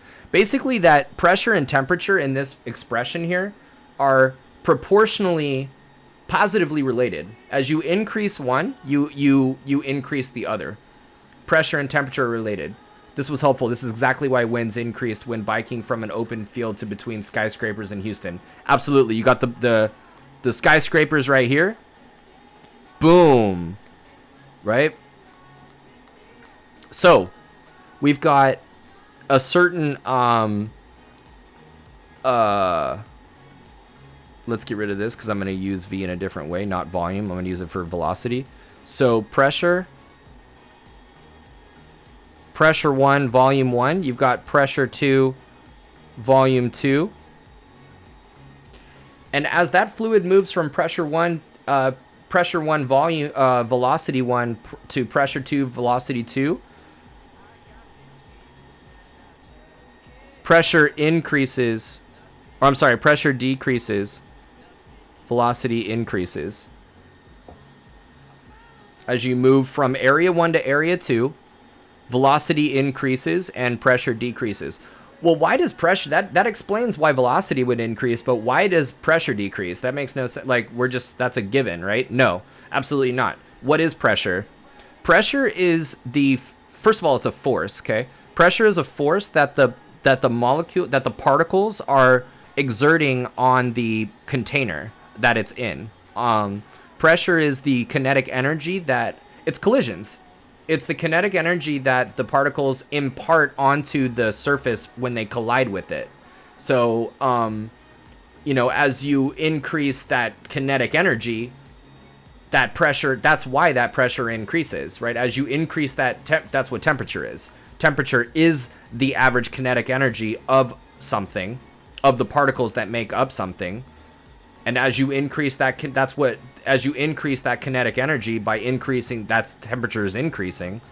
You increase that kinetic energy, you increase that temperature, you do increase that pressure because you increase the force with which those particles are able to impart onto the surface as they collide with it. So, now that's different from velocity. Like as the velocity increases, these particles are less able to exert force on that surface, on the insides of that surface right there. As the speed increases, these particles have no time to exert force on that wall because they're just moving forward. They have their velocity, they have speed, and they have direction. They're going forward more. You can do this experiment yourself, essentially, by having your hands static on the wall, press on the wall, and then start walking forward. You're not able to press on the wall with the same force as if you were standing still. Stagnant, right? Static pressure. We're talking about the ability for the particles to exert pressure on the walls of on the surfaces. We're not talking about, look, we've all, like, you know, put our thumb over a hose and put our other hand, if you are fortunate to have another hand, you put your other hand out in front of that stream, and that pressure for sure has increased, right? You go, ow, dude, that hurt my hand, right? But I thought you said pressure decreases. I'm not talking about the pressure of the fluid, like, moving. I'm talking about the pressure that the fluid is able to exert on the surface. That does go down. So, yeah, with this, we kind of dive a little bit deeper into Bernoulli. Why, first of all, what Bernoulli's principle really says about equal volumes passing through different areas in equal time, and that is why velocity increases. We looked at what pressure actually is, and why is it that as those particles speed up for that reason that we just said, that they are, why is it that pressure decreases, right? As they are less able to exert the force on, there are less collisions actually.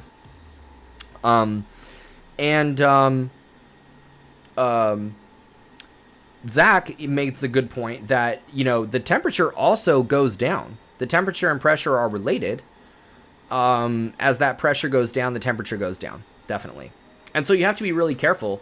Like, if the temperature is near freezing, you could have aerodynamic cooling and ice forming on the wing just by virtue of the pressure being lower on the top, and that does bring the temperature down to the freezing temperature. So even though it might be 5 or 6 degrees Celsius outside, it's enough to actually melt that onto the, freeze that, deposit that onto the wing. Okay. Let me know if there are any questions about Bernoulli. But here we are with Bernoulli's principle. Is that why carb heat, even during warm days, why carb heat, yeah, that's why you have carb ice even on warm days, because if you have enough, if it's moist enough, that air, it gets really cold.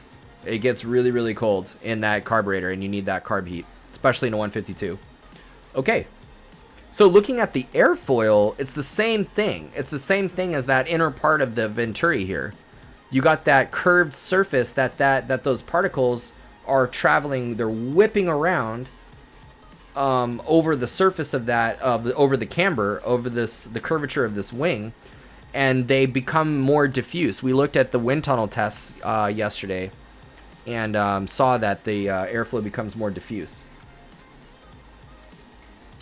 Okay, weight is what it is. Weight is the force that is resulting from gravity acting on a mass, and then you would convert from,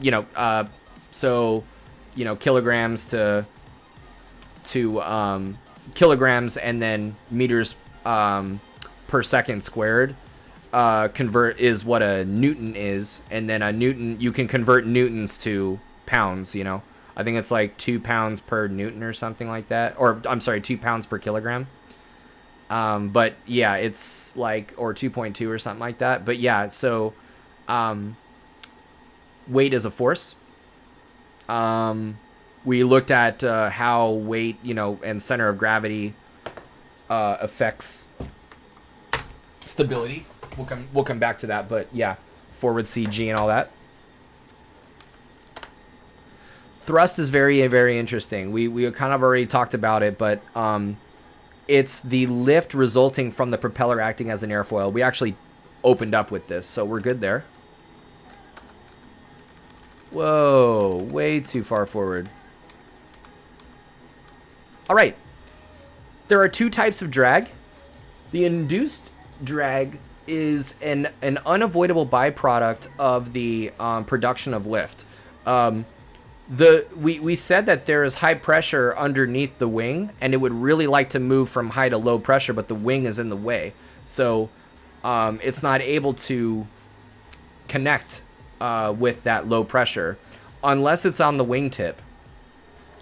What happens is that high pressure is allowed to escape from underneath and actually rejoins with that low pressure on top and creates a swirling vortex around this wingtip that is outward, upward, and rearward counter-rotating vortices one on each wingtip. These are wingtip vortices, and that is what's response where induced drag comes from.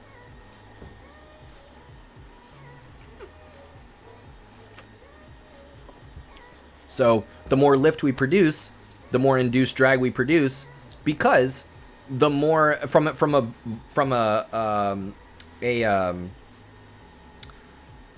vector analysis standpoint, we saw that the angle of attack increases, and that tilts that arrow back and elongates it, so the induced drag arrow increases. But from like an actual fluids like standpoint, the rotating vortex actually like it wraps around and actually pulls the wing back, and so that is what is actually causing, you know, that backward, that resistance type of thing to be happening. This is also why as a wing produces more lift on one side than the other one, such as when we're trying to bank a wing, that wing that's producing more lift produces more induced drag and actually gets pulled in one, you know, yaws the airplane. Okay. Parasitic drag, on the other hand, is something that we can't do much about induced drag. I mean, we can do some things, but essentially it's, if you want lift, then you got to deal with induced drag. But what we can do is do certain things that address parasitic drag. Ground effect, no, ground effect will be in like the next slide, I believe, or the next couple of slides. Because it relates, right? Obviously, the induced drag and the ground effect, right? So, you know, feel free to ask any questions. The three types of parasitic drag. So, white lig has a neighbor that likes to be in drag. Oh, different type of drag? Yes, the difference is this induced drag, if not managed well, can hurt you. That's the main difference. The other type of drag, there's absolutely no problem with it, and it's all good. That's just somebody living their life, having a good time. We could probably learn a lot from that person. Induced drag sucks. And we're trying to, you know, manage it and minimize that. Main difference. So, yeah, so the form drag comes from the shape of something, and that is why we have lens-shaped things. And, you know, we don't have, you know, a box-shaped wing strut, you know? So just making sure that the things are well-rounded. One type of drag is fabulous. The other type is detrimental. Absolutely. And we know which is which. So yeah, induced drag, totally detrimental, and something that, you know, is something that we just gotta, you know, take with the good. And it's just like, dang, you know, parasitic drag, and that music, by the way, is still good, right? Parasitic drag, yeah, so the form. Skin friction comes from the fact that things are not perfect, especially from that. Nothing is perfect, of course, but for even something that feels very smooth to us, if you view it from like an electron microscope standpoint, very like something that's so smooth, like piece of aluminum, you view that under a scanning electron microscope, it looks like the Grand Canyon. I mean, it's just wild. Like if you look at, you know, like let's say like a Let me see if I can try and find that for you guys. Give it elemental forces. Thank you so much for the follow. You're awesome. Let me try and see record player scanning electron microscope.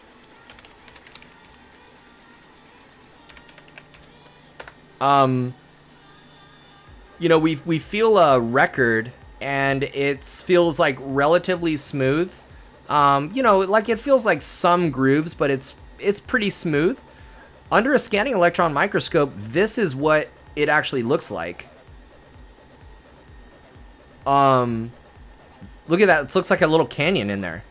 So what happens is that's kind of what the shape or you know what the skin of your aluminum airplane looks like, because you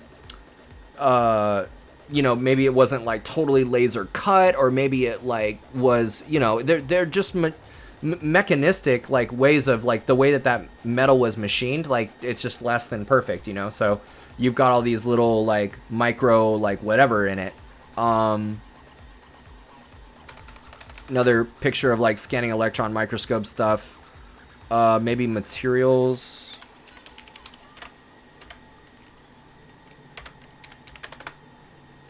Yeah, so I mean you can see here like this would be, you know, something that feels really smooth to you or something, but then, you know, you look at it and you got these like micro cracks and micro fractures or whatever, and so air gets in there and it creates drag, you know.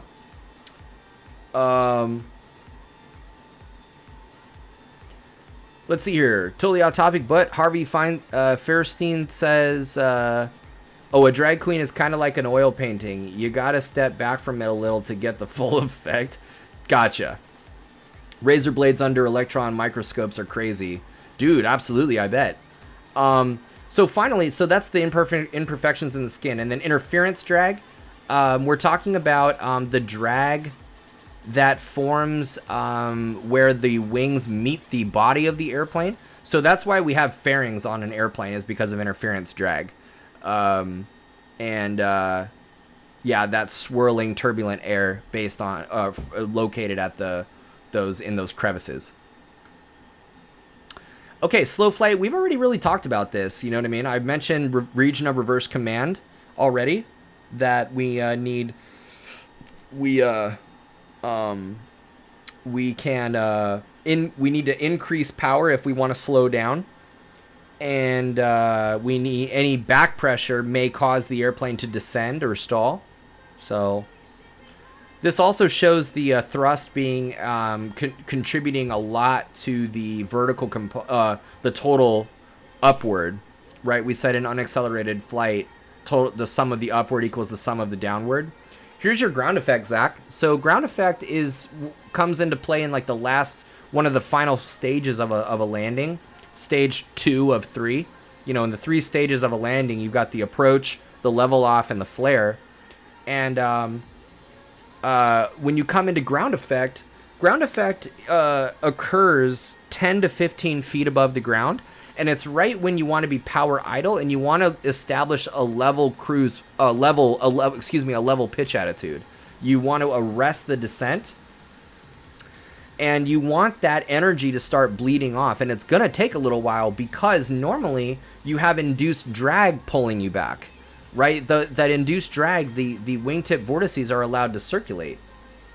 But in ground effect, they are not allowed to circulate, and the ground disrupts those counter-rotating vortices, and so performance abruptly increases in ground effect, 10 to 15 feet above the ground. We need to be power idle in the level off. We level off in ground effect.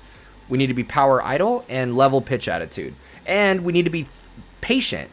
We need to be patient as the airplane's, you know, lowering, you know, bleeding off its energy.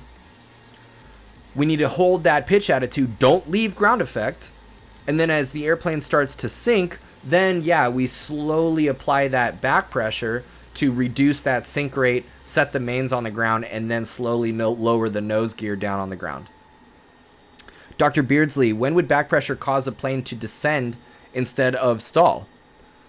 I would say when you have insufficient power, and you're basically I would say on the verge of descending anyways, but your speed is not yet near stall. So you're not at a critical angle, but that the angle of attack still, even though not critical, results in a vertical component that is still less than what you need to maintain altitude. That would be, aerodynamically speaking, vector analysis wise, like when that would be going on. Like you're just not at, you happen to not be at critical, and but that vertical component, you still are, so going very fast and then ramming the angle of attack too high, you'll just drop and not stall. So going very fast, well, here's the thing is if you're going very fast, oh, I see what you're saying. You're like inducing a stall at a high speed, you're saying, and ripping back on the controls. I think that you would stall in that situation. You would stall. Yeah, Beardsley, exactly. I am reading into this as well. There's something, I want to say it's subliminal, but there's really nothing secretive about this, I think, at this point. It seems like an illness that needs, that can only be treated in one type of way,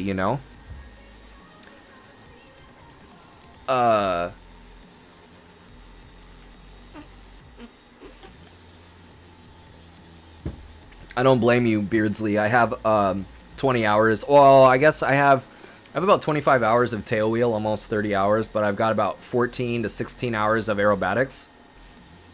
I threw up almost every time. Yeah, weak stomach.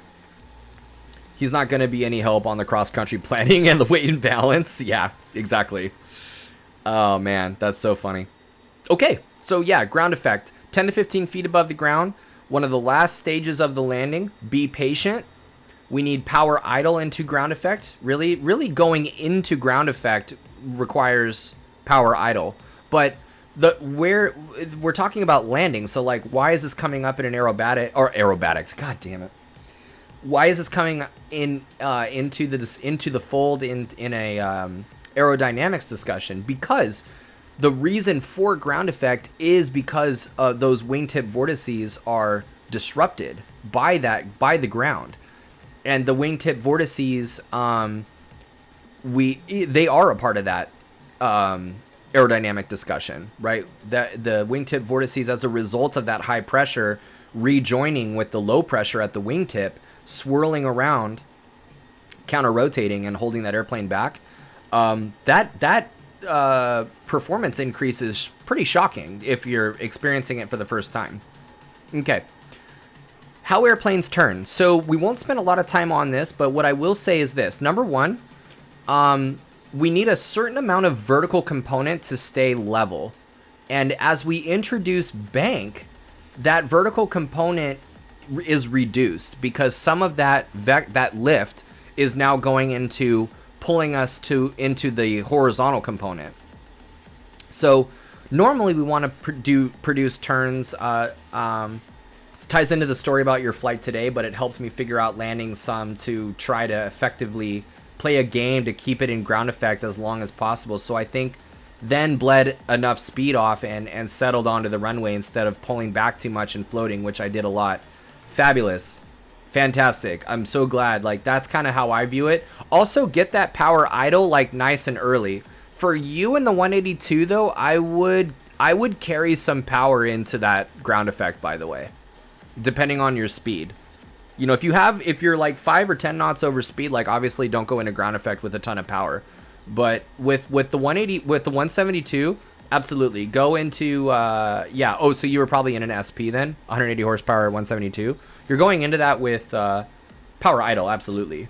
You're on speed, you're 60 knots or 65 or whatever. You're going into ground effect, nice, fairly early, I would say, like right at the top of ground effect, boom, power idle. Keep that nose down, get in there, and then level off, and then just be patient. Wait for that sinking feeling, and then start holding it off. But But for that 182, I would carry a little bit of power. You already experienced it. You know, it's possible to come in power idle, you know, into ground effect, but you need a plan for that, for sure. Landing with a hint of power feels really nice, especially if you didn't put trim, nose up trim in there. Only got one landing in the 182 today, and appreciate that advice. Yeah, totally. I mean, do whatever your instructor says, you know. Obviously, if you're well trimmed and you have some of that nose up trim, dude, if you're trimming, that's gonna be full nose up trim, by the way. Don't be surprised if that's full nose up trim.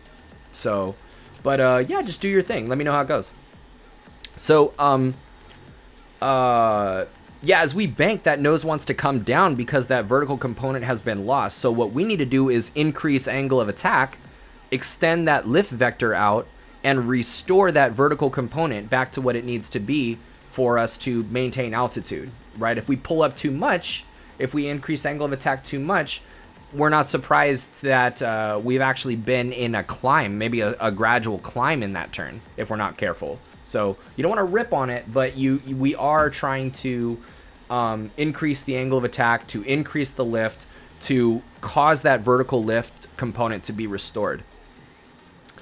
The issue here is Newton's third law, that this does not, we don't just get the benefit, we don't get to have our cake and eat it too. We don't get to add for a lift to this wing to generate more vertical lift at no cost, you know. The cost is that the forces come in pairs.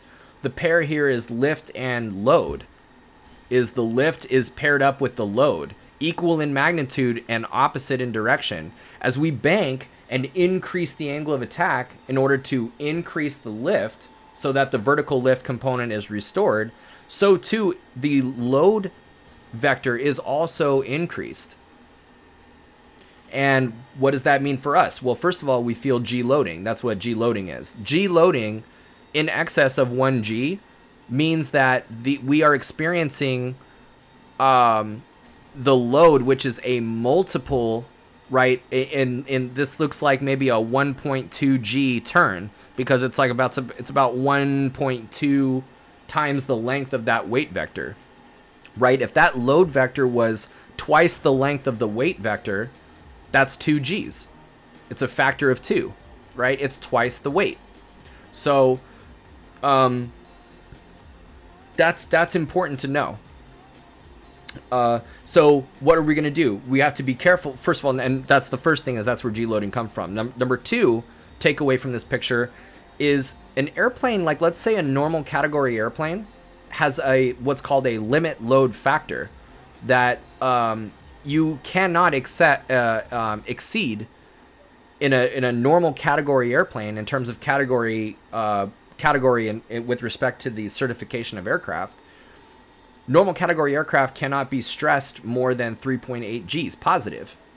So what that means is that that lift vector or that load vector cannot be more than 3.8 times the length of the weight vector. You can't just go out and extend that load vector as long as you need. Okay? Now, 3.8 G's, listen, 2 G's feels uncomfortable to the non-aerobatic pilot.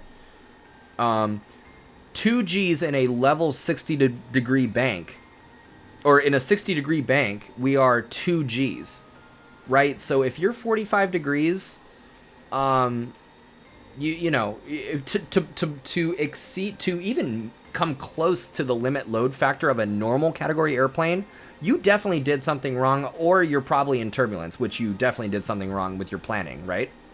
So keeping that in mind, 60-degree bank and level flight is 2 G's with a limit load factor of 3.8 in normal category aircraft. Like, if you're anywhere near that, you definitely are mishandling and abusing this airplane. Now, luckily, the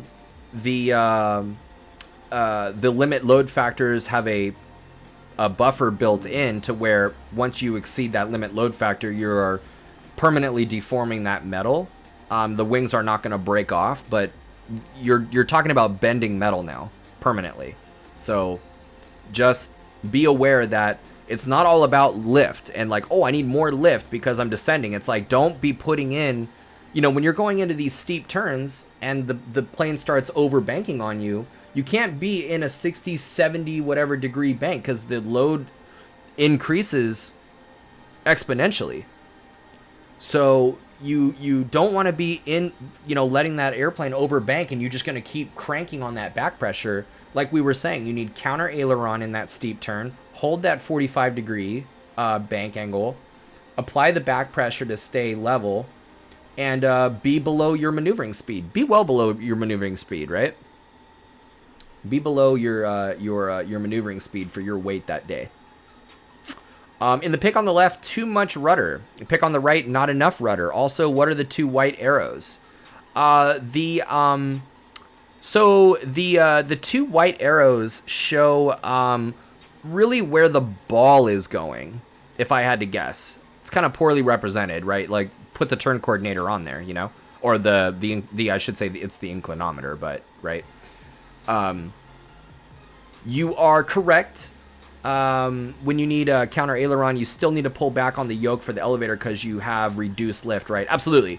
Yeah, just the counter aileron, I'm going to get to your question in a second, Peter. So yeah, counter aileron comes from not letting the wings overbank on you because you're now in an area where and you could try this in the sim. We actually did it last night where you are beyond a region, certainly beyond a region of positive dynamic stability where the wings will upright themselves, but you're also beyond the point of neutral dynamic stability where the wings stay put in that medium bank angle. So what you are now gone past that point and into the region of negative dynamic stability, and those wings just want to fall and continue to bank on you, and you're not doing anything. They want to overbank on you. So that counter aileron counters that overbanking tendency. But the back pressure is needed just for the lift. You need the angle of attack. You know, at the end of the day, we need lift, we need angle of attack. So separate, right, going on. Peter, what you're saying is totally correct. In the first picture on the left, I just drew the relationship between lift and load together for you, but I also want you to look at the horizontal component and the centrifugal force pair. Okay, in the case on the left, in the case in the center, the ball is totally centered and you are coordinated in coordinated flight. Another way to think about coordinated flight is when the fuselage of the airplane, the longitudinal axis, is aligned with the flight path. In the case on the left and the right, that's not the case. In the case on the left, where the centrifugal force is greater, you have too much rudder. You have too much inside rudder. Another way to say this is your rate of turn is too great for the amount of bank that you have. Okay? So what you're going to find is that ball, like that white arrow is doing, is that ball is being yanked to the outside and you are skidding. You are skidding. Whereas on the right here, the pilot is the rate of turn is insufficient for the amount of bank. You have too much bank for the rate of turn, right? In the case on the skidding, your rate of turn is too high for the amount of bank. And in the case on the right, the rate of turn is insufficient for the amount of bank. So the ball is sagging to the inside of that inclinometer and you are slipping. Way better to be slipping than skidding. You want to stay away from skidding turns, right? And really slipping should be done only intentionally and deliberately and momentarily, right? To correct maybe a descent angle that really should be corrected with flaps or power reduction, right? Maybe a go around. Don't be forcing that. Disclaimer as hell. Don't be thinking I'm like saying something I'm not saying. But in the case of practicing slipping, yeah, you want that ball. It's better to be slipping than skidding. So yeah. Oh my God, the ball represents. Oh, let's see here. Yeah, the ball represents centrifugal force. In a sense, but what I think that the takeaway here is the ball is being pulled by one of these two force pairs, or one of these forces in the pair. So like that's the real takeaway, is like if the ball is in the center, it's being pulled to the inside by the horizontal lift component, the horizontal component. If it's being thrown to the outside, it's being forced to the outside by the centrifugal force. And no matter how you look at it, that ball is out of the cage because of an imbalance in this force pair. That actually kind of is the better way to look at it. But like you say, like you're looking at the picture on the left when you say that, I guarantee you, because centrifugal force is out to the outside. It's humongous.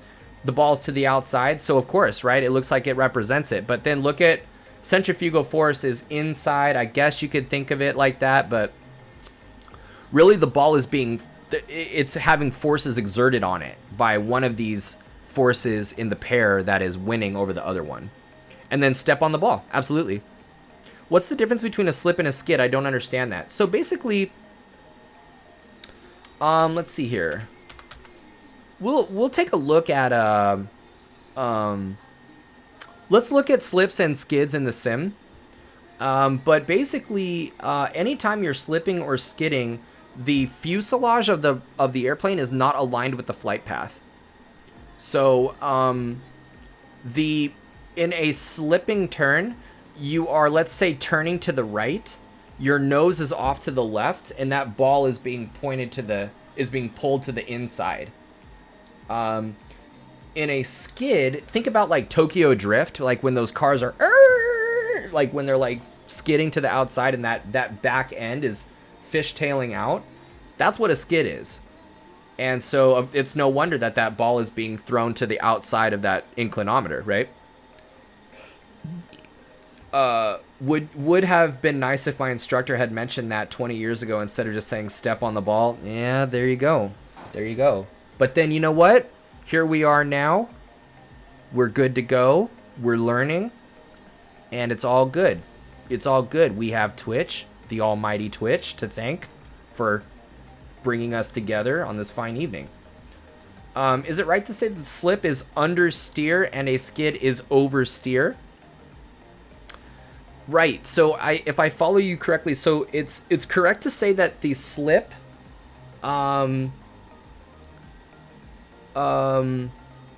yeah. So it's correct to say that a slip, you don't have enough rudder. You're here to complain. Hey, dude, it's all good. Seem like a good guy, so it's all good. Freedom of expression. Slip, you have insufficient rudder, right? Potentially too much of the opposite rudder. Like if you're a forward slip, I mean, you're intentionally driving the opposite rudder, right? A skid, you have too much rudder, which is essentially what you're talking about. Adverse yaw. All right, we said the lifting wing drags. Anytime you go to lift a wing when you bank, that drag will pull the nose to one side and the other. We'll look in the sim at adverse yaw. Left turning tendencies. We won't spend too much time on this because I do want to get in the sim. We've been in ground school for quite some time, and I just want to get in the plane and do a bunch of cool exercises, aerodynamic exercises with you guys. You've been sticking this out, and I just really, really appreciate you sticking it out with me. That's really awesome. You're both old guys. We're allowed to complain. Yeah, dude. Well, I mean, hey, respect.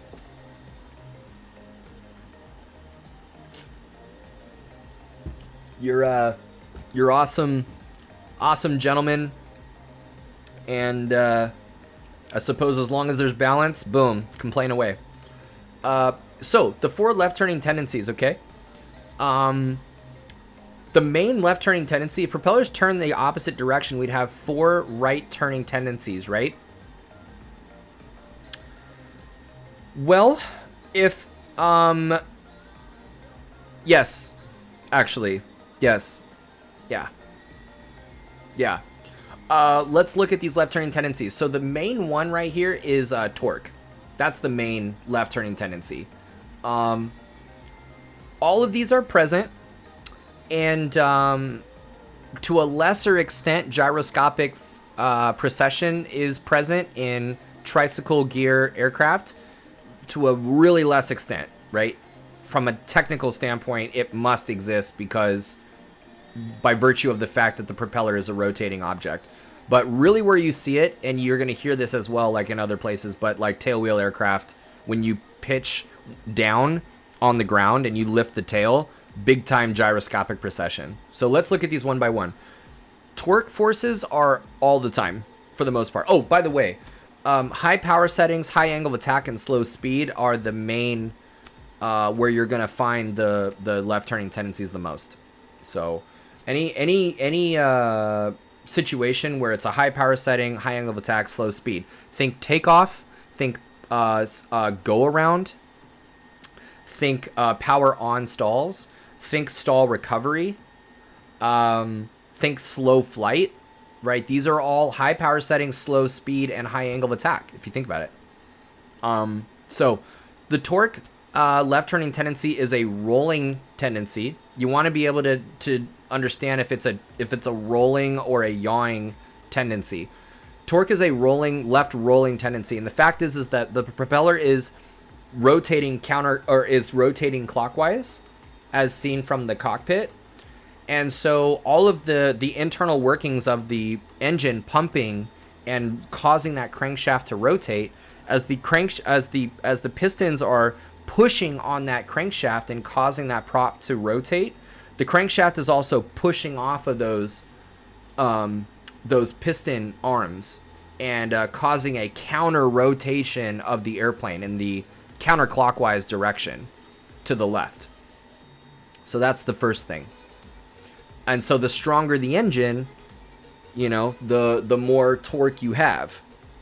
Spiraling slipstream comes from the fact that the corkscrewing airflow over the fuselage of the airplane is corkscrewing around from the propeller, comes around and actually hits the tail and pushes that tail, which causes a yaw. This is not a rolling tendency, but a yaw.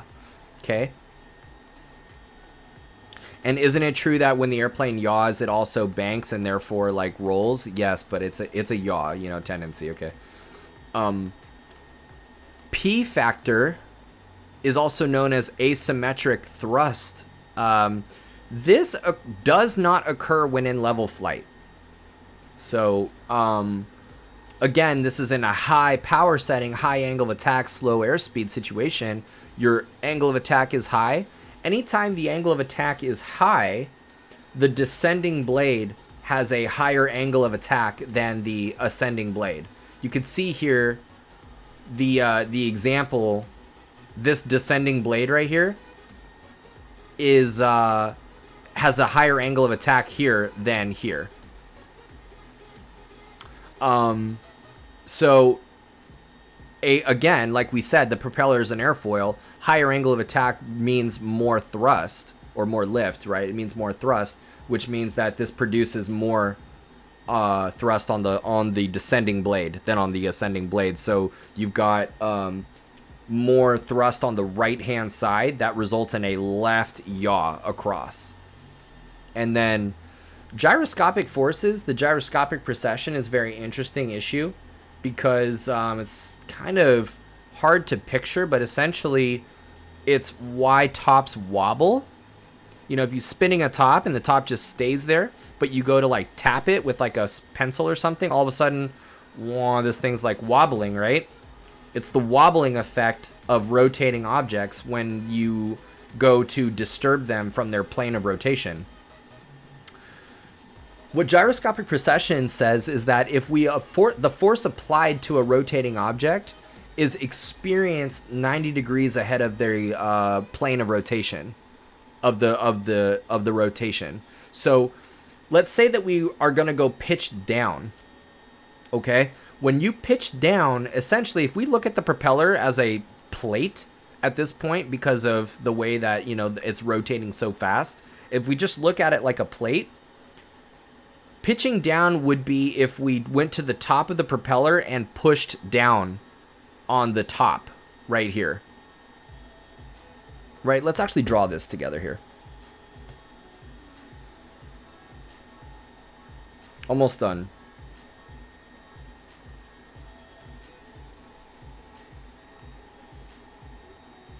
Oh, there's some notes from last night.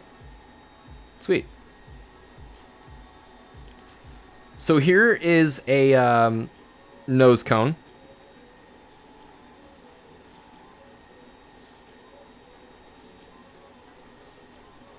Whoa.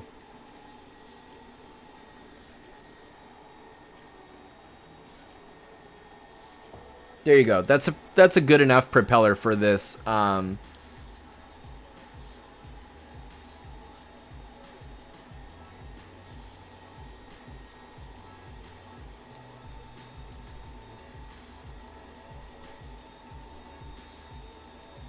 It's waving high. Should be looking straight ahead. Dude's not paying attention. Horrible pilot. Even though it's a happy person. Here is the propeller.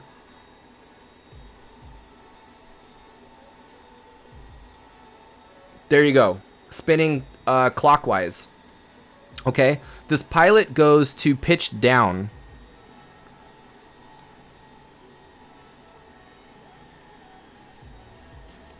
There you go. When you pitch down, it's the same thing as exerting a force on the top of the propeller like that. You're going to push down, right? So 90 degrees of the plane of rotation. Look, Ma, no hand. Yeah, you're telling me, dude. There's 90 degrees ahead of the plane of rotation.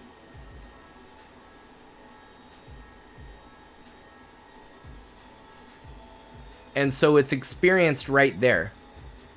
And that results in a yaw to the left.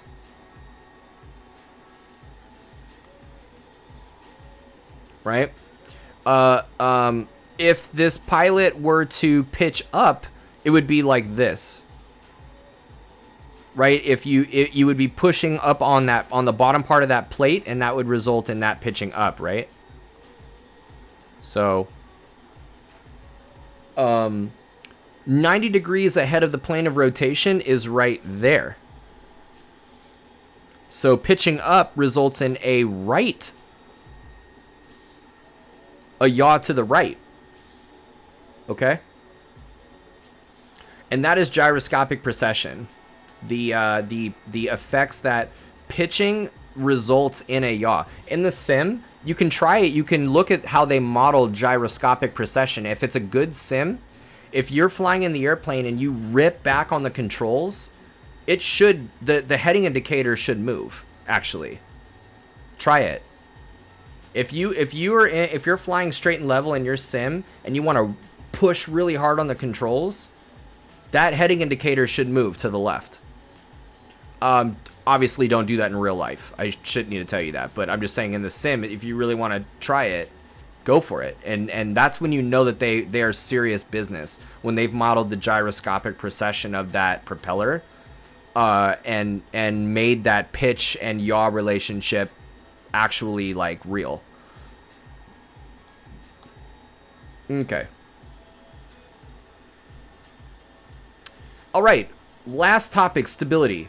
You got the definitions here of stability, maneuverability, and controllability. Stability is the tendency for when we're talking about if something is stable, we're talking about what is the object's tendency to return to its original state. That, you know, when we disturb it from where it wanted to be, how does it respond? Does it return to its normal state, or its original state, or not?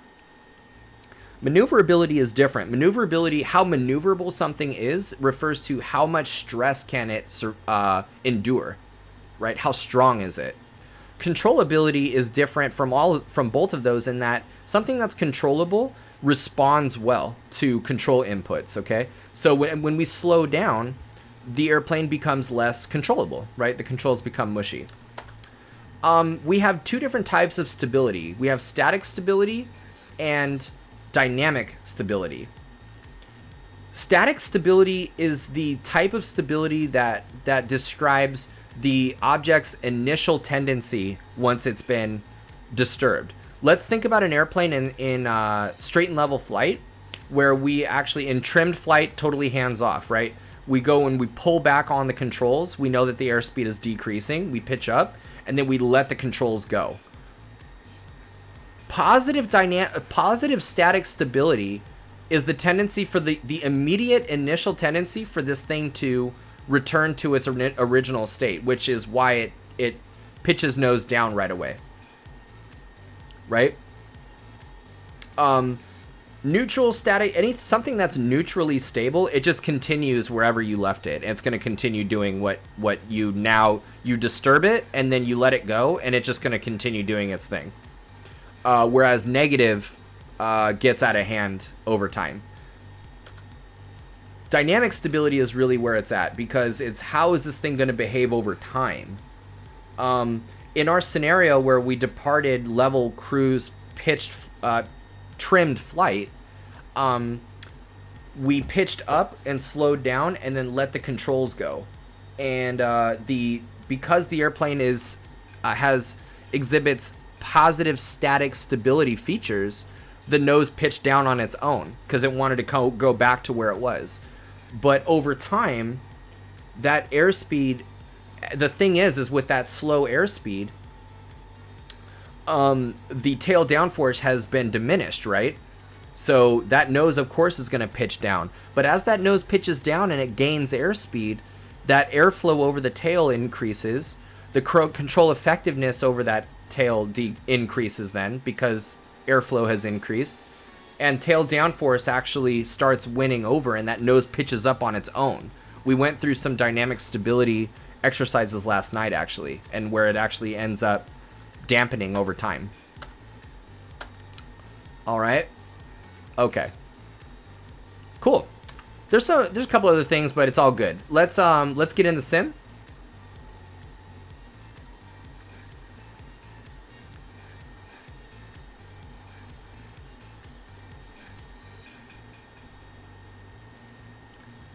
I think I'm gonna put on my IR tracker actually.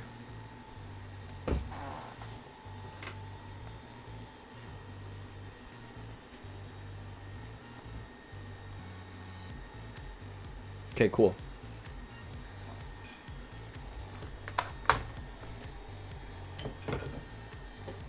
Hat time, baby.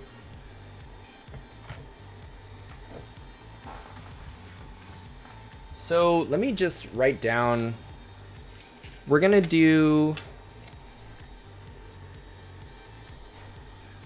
Let's see here. We're gonna do.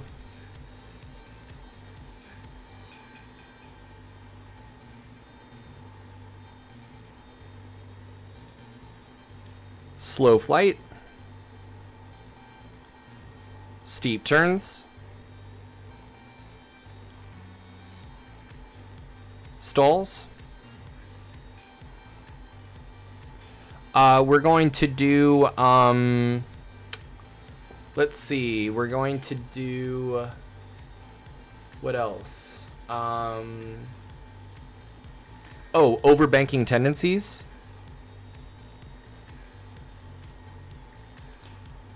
To show you stability, that lateral stability. Dude, this pen is like tripping. Hold up.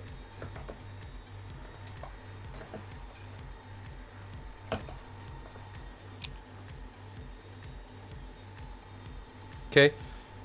Overbanking tendencies. What else are we doing? We are doing slow flight, slips. Thank you. Slips and skids. Thank you. And what I'm going to do is do slips and skids with the flight path to show you what I'm going to pause it so you can see. I believe X-Plane only does the flight path behind you though. So we'll turn the airplane around, like we'll turn the camera around to like look at it from the front. I wish it did it from, well, I guess it doesn't know where you're going, so it's not going to be from the front or from the back. But yeah, we'll do it. We'll turn the flight path on. Slips and skids with flight path. And then we'll like pause it and we'll like look at the inclinometer like inside the cockpit, okay? By the way, when my mic is like to the side like that, am I sounding better? I did change it to mono.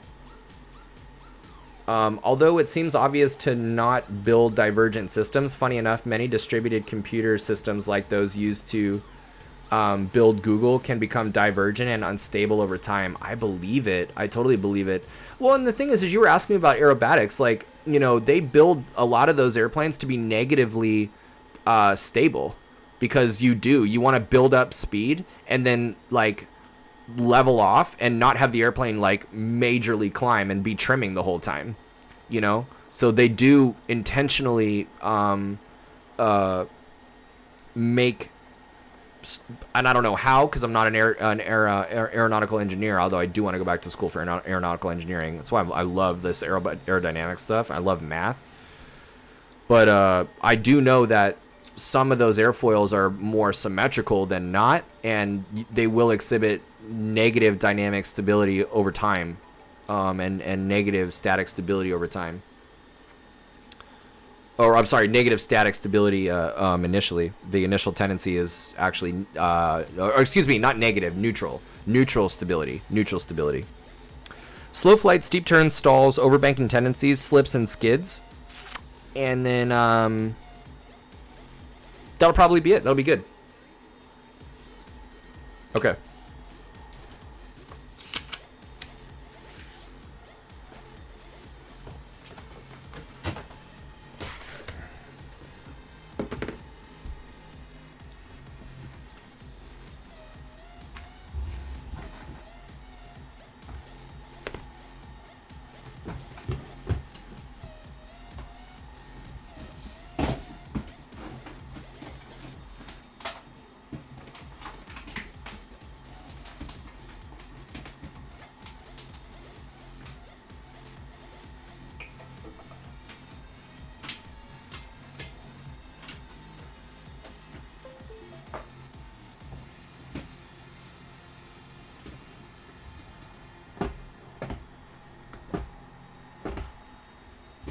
Okay.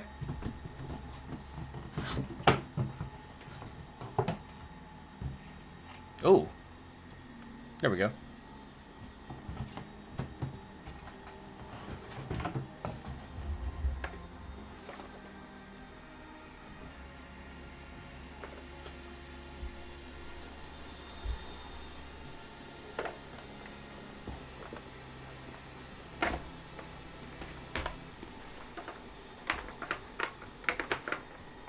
So while I'm just plugging in my my yoke really quick.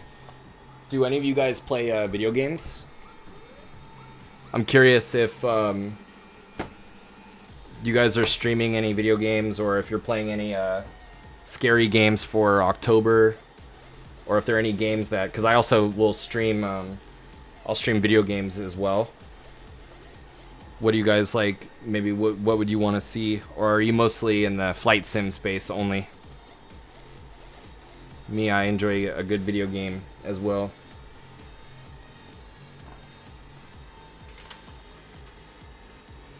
Got back into The Witcher because of your streams, enjoying it way more this time around.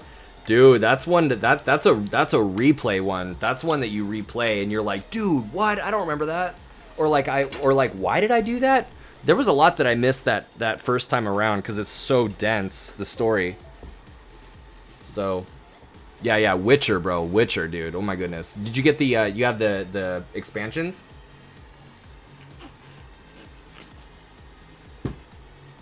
Okay, guys. Let's do it. I got my stuff plugged in.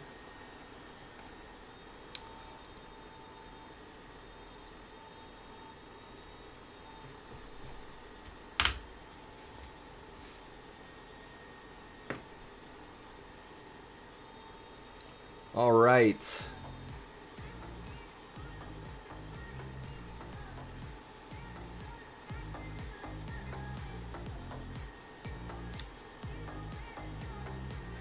Okay.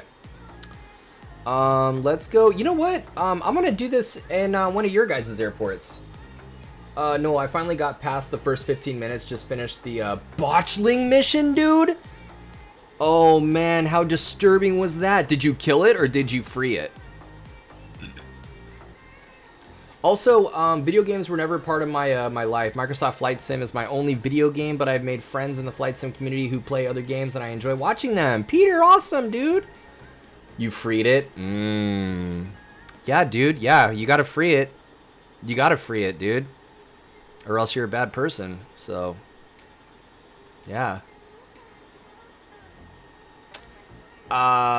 Okay, so let's give me a somebody's airport. Let's go do it at your airport in your practice area.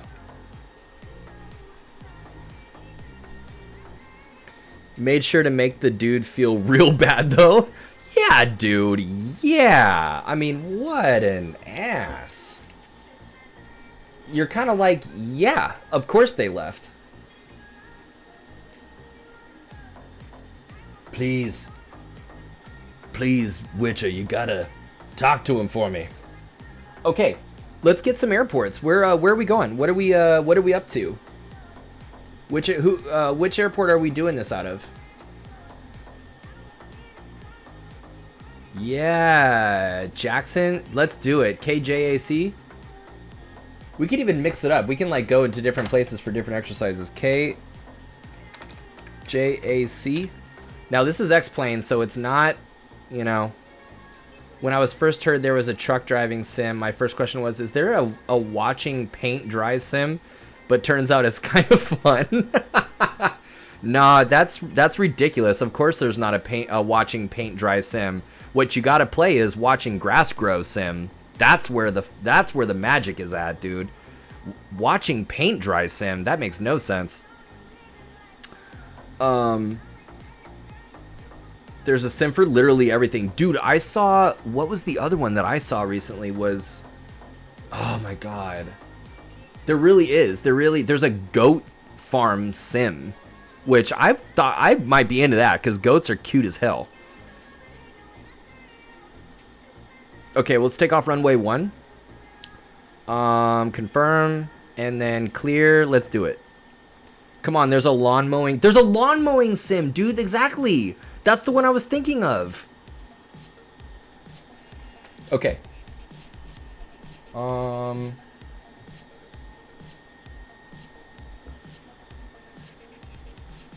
you guys are rock stars for being up with me this late. Thank you so much.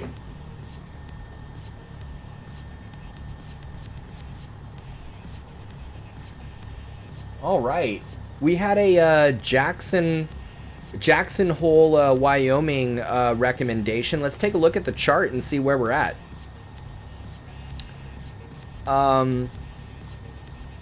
Dude, that's what I'm saying. Like, there's a goat farm I drive by to get to my local airport. I'm always distracted driving by looking for those goats.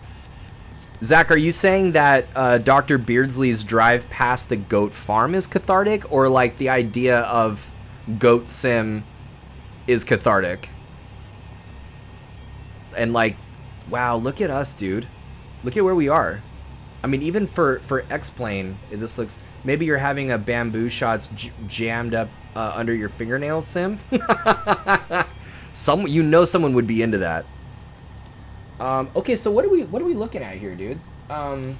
Looks like a Class Delta airplane mode delivers all the thrills of a real-time 6-hour commercial airline flight in coach. At least you got a window seat. Buckle up. Oh yeah. What's up, Worst? By the way, I learned the other day that Harrison Ford switched to training in a T-182 after starting in a 172 because the high density altitude in Jackson Hole. He soloed in the 182 and did his check ride in a 206. Good lord. Good lord. All right, so we got a Class Delta airspace airport, it looks like. Class Delta, 6,300 feet of field elevation. Or excuse me, 6,300 feet, imagine. Damn near, actually, 6,451. 6,451 feet above sea level, 6,300 foot long runway. Looks like a practice area. Where do you go for your practice area? Go big or go home, I guess. Practice area is over the Elk Refuge, if that's where you want to go. Elk Refuge. Oh, gotcha. So, looks like we're going to be left traffic then. A left downwind departure for Elk. the Elk, that's what it is to the south, correct?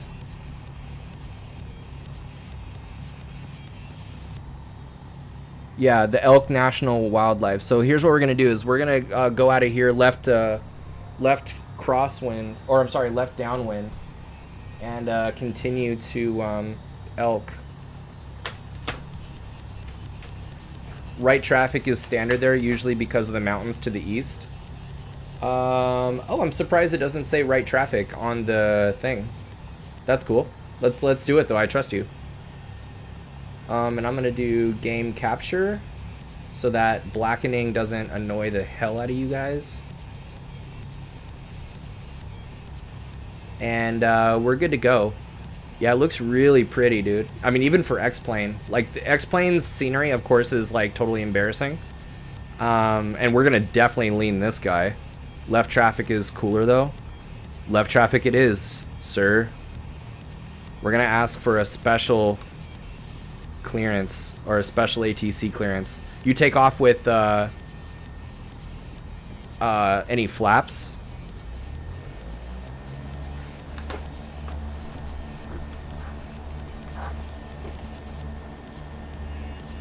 All right, systems are green on the roll. Oh, you know what? Damn. Pause.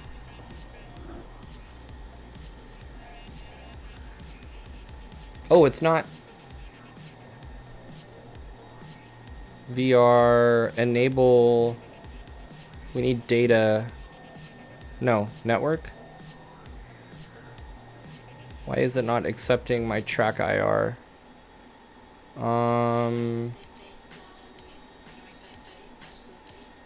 Enable. Huh, I wonder why it's not.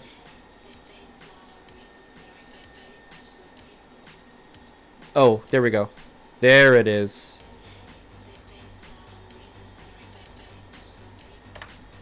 Okay. And I'm just going to adjust this real quick.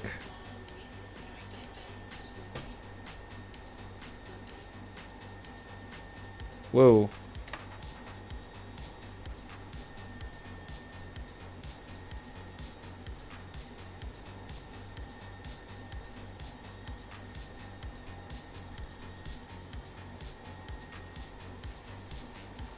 There we go. Sweet.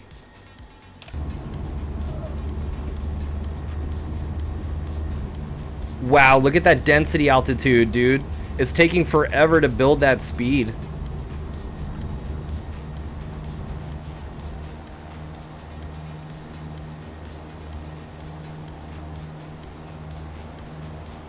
Wow. Sick.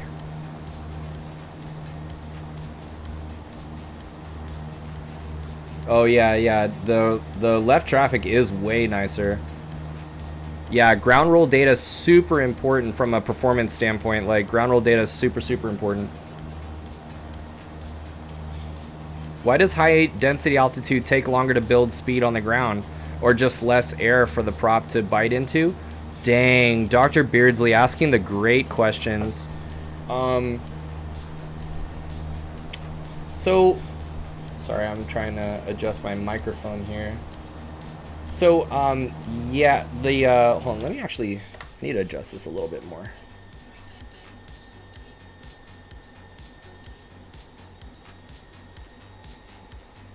Okay, so, we will do performance a different day, but the short answer is because a higher density altitude, the air is thinner, right? We know that. Because the air is thinner, yes, the propeller has less air to bite into, and therefore, remember we said control surface effectiveness is proportionate to the amount of airflow over it, right? So if there's not a lot of airflow over that propeller, you don't have a lot of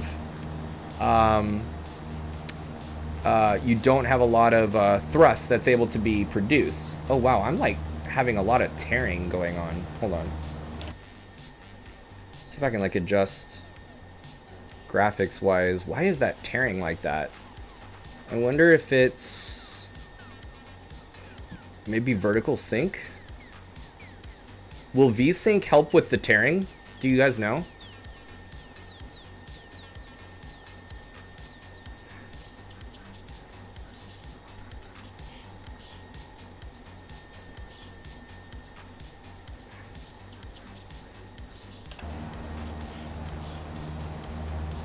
It does. That does seem to help. Yeah. Oh, yeah. There you go. Okay. Cool. So V-sync helped. Yeah. So the lack of air, definitely it takes more time for that the prop to accelerate the airplane because you're not, you know, producing the same amount of thrust. Here's the other thing though, is because of the high density altitude and the thinness of the air, there's also a deficiency in the amount of oxygen in the air. So let's see, wait, we were at 6,400 feet, so 3,000 would be like 9,000 or so.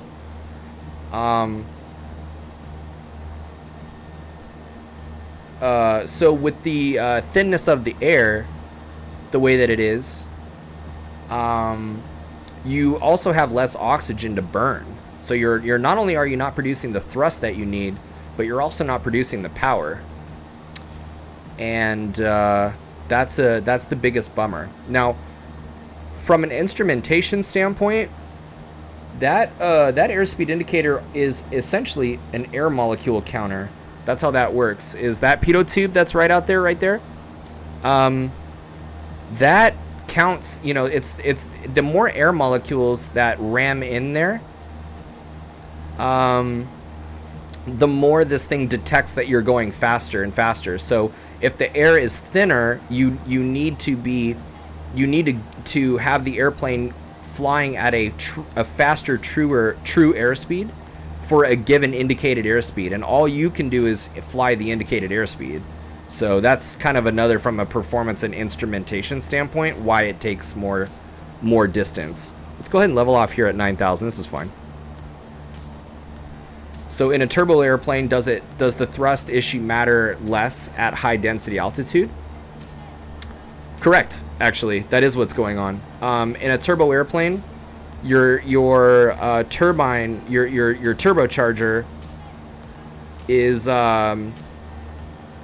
squeezing that air down to a higher density and then feeding that into the engine, and the engine doesn't know the difference one way or the other. The engine is like, oh cool, we're at, you know, you're up at like maybe 15,000 feet or 18,000 feet. Christophe, that airplane has a service ceiling of like 22,000 feet. It's pretty crazy. So you're up at, you know, 18,000 feet with oxygen, obviously. But yeah, as long as that propeller is optimized, that engine is cramming that air down as if it were at like sea level,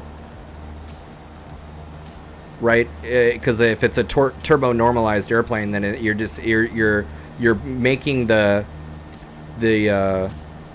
pressure 29 inches, even though you're way up there.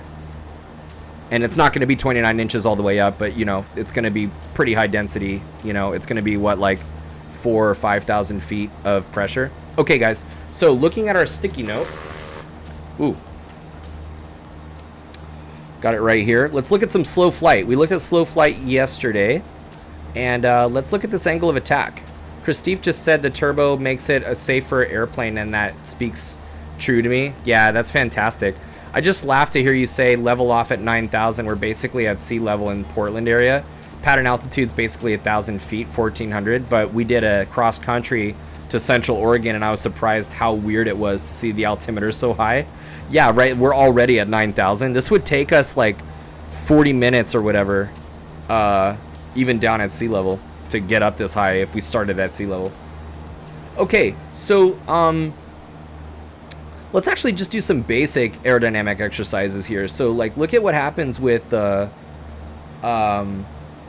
pitch attitude. You can see here the vertical speed is 0 essentially, but then when we introduce bank, we lose our vertical component, and immediately Right, we're not even talking about a steep bank angle. We're talking about just a shallow bank angle, 20 degrees, and there's our vertical component diminishing. So we got to increase that angle of attack, restore that lift, and I'll bet you if we go outside to those vectors, what was it? It was flight model was Control M. Let's look at those vectors as we the lift. Oh, it's probably not gonna. I'm interested to see. No, yeah, it should decrease here. So let's go chase.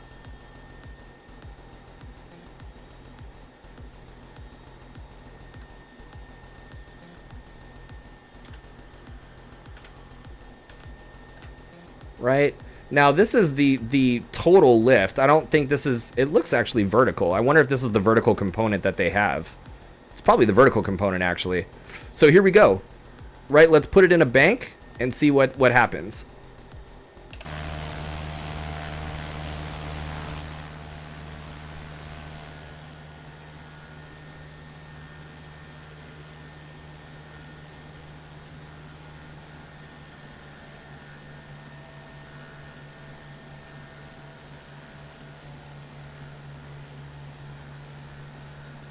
So actually, it looks like it is the resultant lift because as we speed up, the lift actually is increasing. So maybe this isn't the best way to showcase this, because obviously if we pull up, boom, the lift increases, and then if we put the nose down, it decreases. Really increases.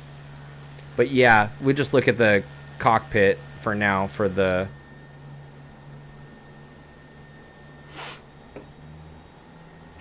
so yeah, we're in straight and level flight. Let's get up to wow, you're pretty close in. You're kind of like really confined. Okay.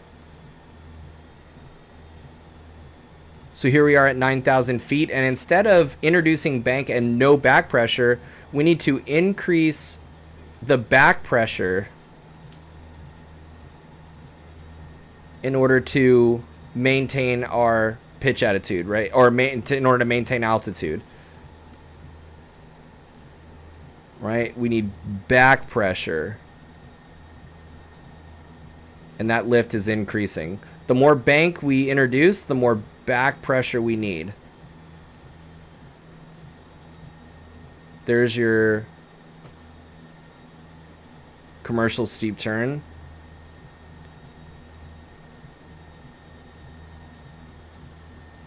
So right now I'm holding in a pretty considerable amount of back pressure because so much of that vertical component has been lost to this horizontal component.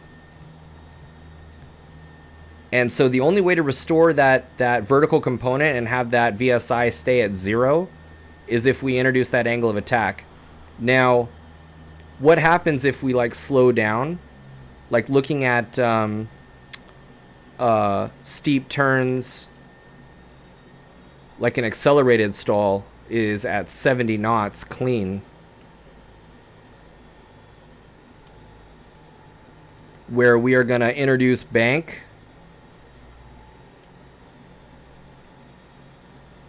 All right, look left, clear left. And introducing bank, 70 knots. That back pressure, the angle of attack is so high.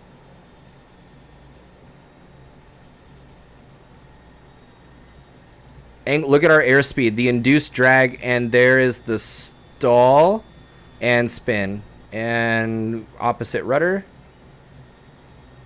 There you go. So you can see here, like, with the reduced speed, the amount of angle of attack that we needed in order to maintain our altitude resulted in so much induced drag. The speed was reduced, and we stalled at a higher speed. Let's try that again. Really a lot of back pressure right now. Here's the horn. We stalled the airplane well above the bottom of the green arc. So it is possible that for the amount of bank that you put in there, that the amount of back pressure that you need and the amount of angle of attack that you need actually exceeds the critical angle, and you're able to stall at any airspeed. We actually already did slow flight, but I think one of the things that we were doing was to show why back pressure results in a descent. So let's see if we can mimic that here. White arc, flaps 1, flaps 2.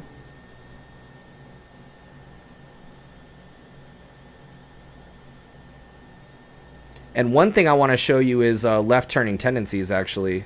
That's one thing that's not on that list. I'm going to go on a heading of 0.6.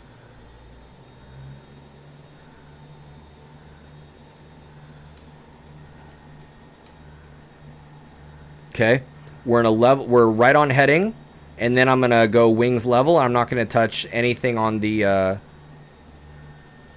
rudder here. And look at what happens to the heading indicator.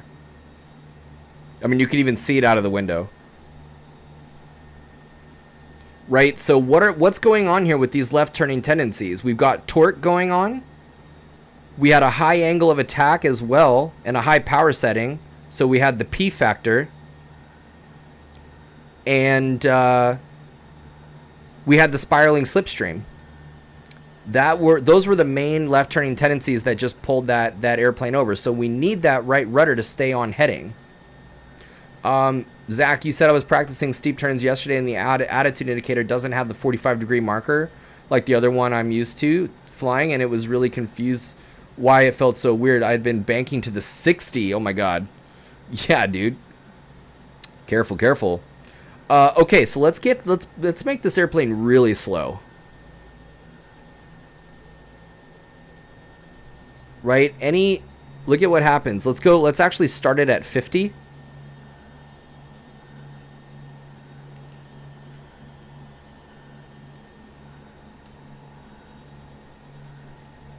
Okay, there's 45. That's fine. Let's say that we want to go to, actually, let's start at 50.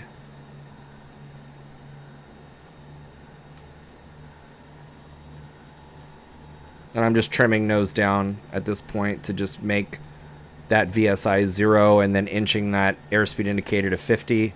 There's 50 knots. Okay. If we want to go slower, we need to increase power. So the only way to go slower, I mean, we could pitch up. Pitching up would result in a little bit of a climb. But let's just say, like, look at us pitching up. We're continuing to pitch up. Our speed is going slower. We're also not really, we need right rudder. Look at this. We're still pitching up. Barely, not even really climbing that much, but now we're at 40. The only way to stay this slow is by adding power. So I'm going to add some power right now.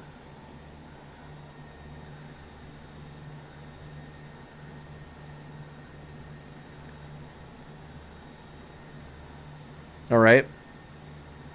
This is a good example as well that if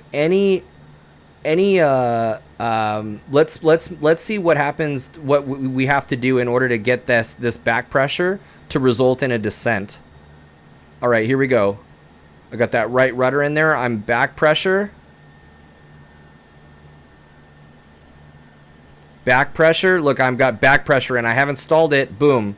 Back pressure to descend, or, you know, result in a descent right there. But then we haven't stalled it, so we're back to flying, but we're right on the edge of that critical angle. See that? And the ball is like, I'm like stomping on that right rudder. That is way too much rudder. Okay.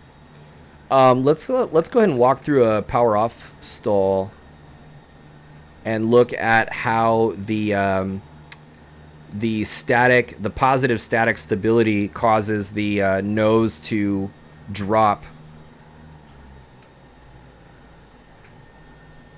when we actually stall this airplane. All right, we're gonna walk it all the way back, keeping it at 9,000 feet.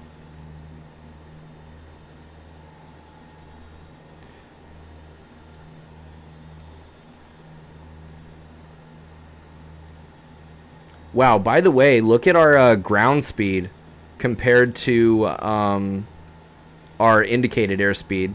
We're doing 105 knots ground speed, and that's true airspeed, by the way, because I have no wind in here. Okay, let's go ahead and walk this back to the power. Let's go power off stall first. So we're just gonna hang out here. We're gonna go flaps 1, white arc. Keep that speed coming down. We're gonna do it at 50 knots. Flaps 2. We're gonna go kill the power at 50 knots. Gonna trim nose up to help me out right here. And then there's 50 knots. And holding our... And bam! We look at the angle of attack that we needed to... and I got that right rudder in there. The angle of attack that we needed... Oh! Iowa Scotsman! Thank you so much for the raid. Welcome, welcome. And welcome all from Iowa's Twitch stream sessions. Welcome. We're looking at Aerodynamics Part 2. We're in Jackson Hole, Wyoming. And what's going on? Yeah, Aerodynamics Part 2. We're looking at the differences in we're looking at, right now we're right in the middle of some stall exercises that we're looking at. What does it mean to lower the angle of attack? We looked at angle of attack from a ground standpoint, but with raid Peter, with the power off stall, the nose needed to be lowered pretty significantly because the flight path was downward, so the relative wind was coming up at us. It was very easy to have that angle be critical and to stall that airplane, and it was pretty tough. The only way to really close that angle was to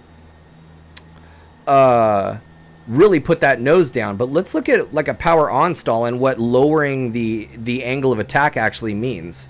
What you're going to see is the angle of attack is reduced, and we don't need to put the nose below the horizon. That's not what this is about. In fact, we're going to do this in the takeoff configuration with no flaps.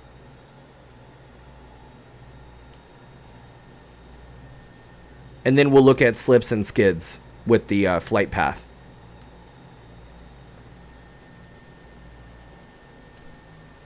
We'll do the power increase. And, you know, I'm going to do this on a north heading.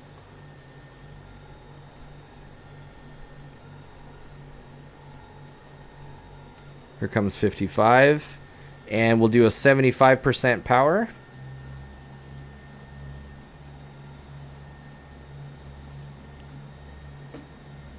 There's that right rudder that we need.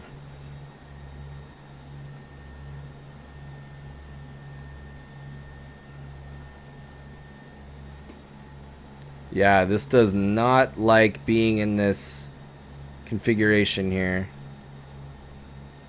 Slowly bleeding off that speed. Here comes the stall.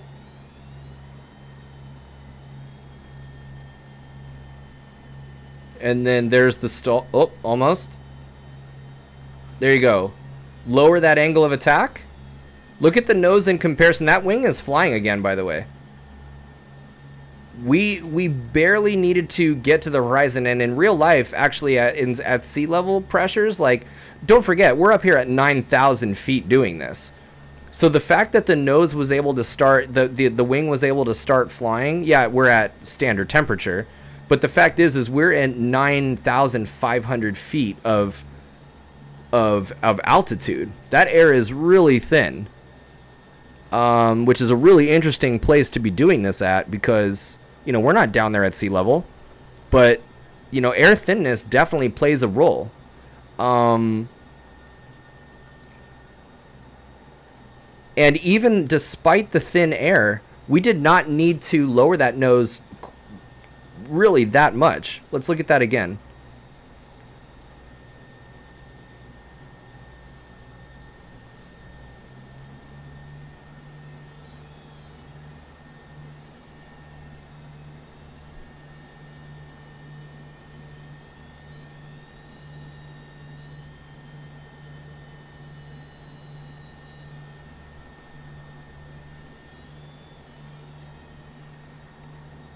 That it's not about lowering the nose below the horizon. It's about closing that angle of attack and making that angle less than critical.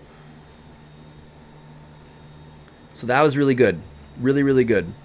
Let's take a look at slips and skids. So in coordinated flight, let's make sure that we're in level flight with the ball in the center. There you go. Okay.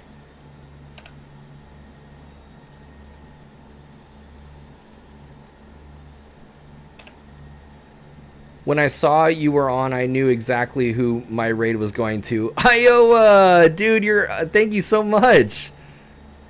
Thank you so much. All right, let's look at that flight path. Whoa, not tower.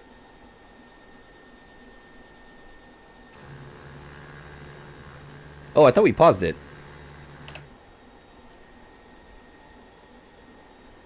Okay.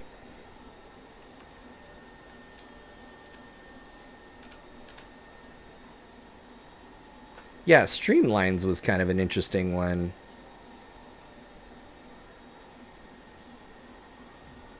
Huh. It's pretty cool.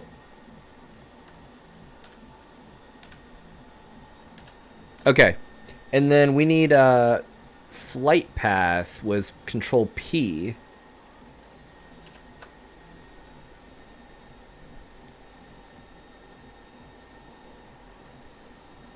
Okay, I don't know if you could tell.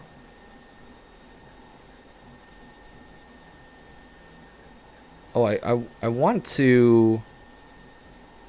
You can't really see that purple line that well.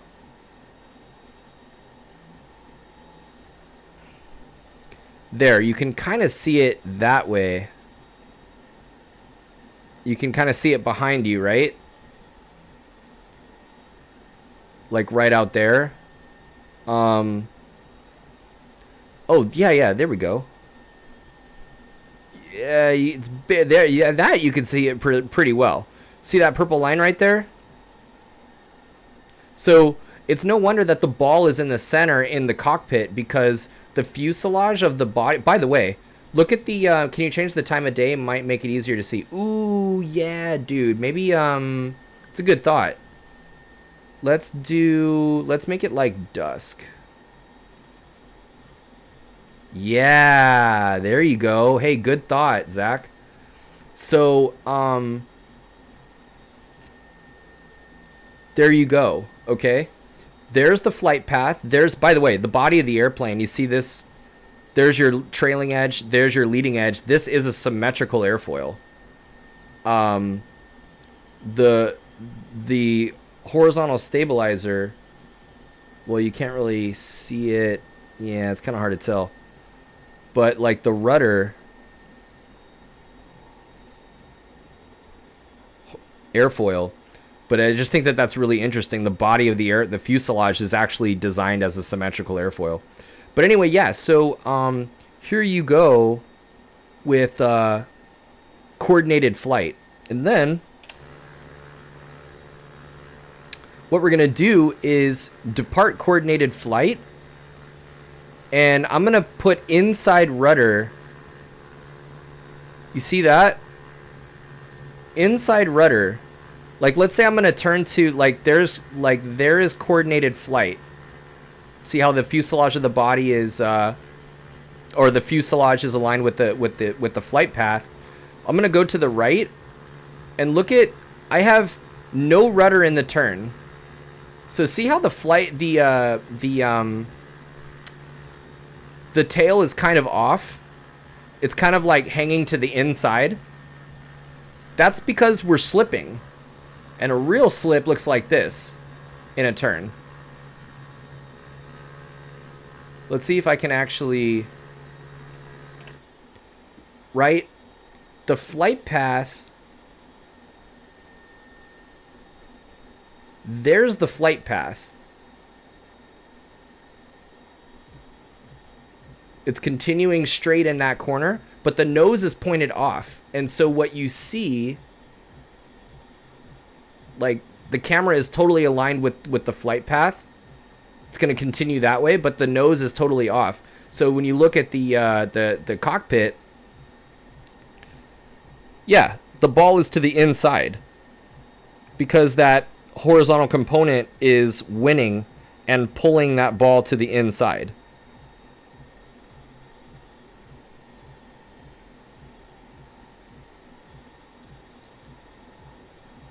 Right? So, meanwhile, notice what happened there. I'm going to show you. So we're in this turn, right? Check this out, though. What's happening? That's the flight path. Oh my god, this is so awesome. Check this out, you guys. Okay, so this pink line is the flight path, correct? That's the flight path. What do we know about the flight path and the relative wind? That the relative wind opposes the flight path. The body of the airplane is an airfoil, right? In particular, the tail, right? The whole body is an airfoil. So what can we say? That there's relative wind hitting this leading edge, right? There's a chord line between the leading edge and the trailing edge, correct? There's a straight line right there. Okay, so if the leading edge and the trailing edge, if there's a chord line right there, and there's an angle between that chord line and the relative wind, that magenta line, that is an angle of attack. That's an angle of attack right there, right? There's relative wind hitting this tail, boom, relative wind. The flight path is that way, but opposing the flight path is relative wind. The chord line is right here, down the center line of the airplane, the longitudinal axis of the airplane, actually. And right there is your angle of attack. So what's going on as that relative wind is hitting that nose and hitting that tail, there's low pressure on this side right here. I wonder if we can do airflow.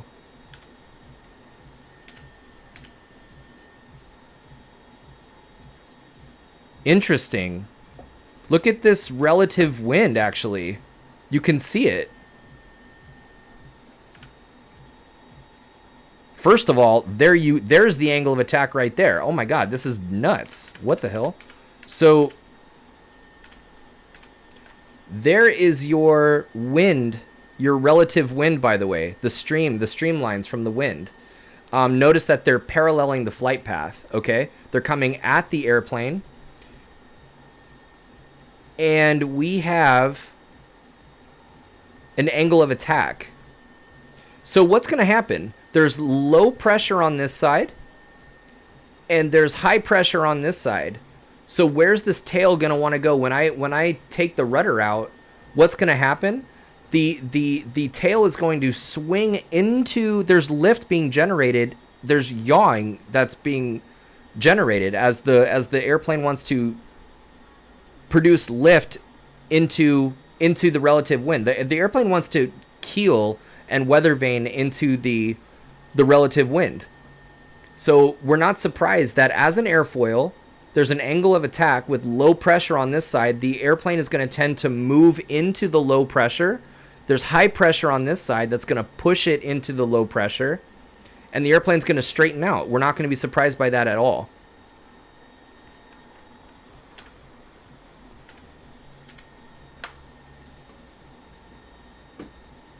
Right? I'm holding in that Oops.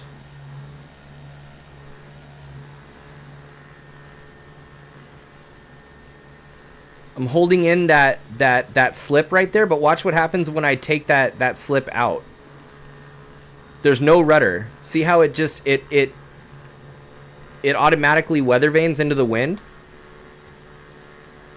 That's because, look, we've created an angle of attack right there. And then outside, once we actually loosen up on that rudder, we allow the lift to move the airplane, boom, into align itself with the flight path. That's pretty cool. That's pretty cool. Now let's look at skidding. So let's keep that right-hand turn and apply too much rudder.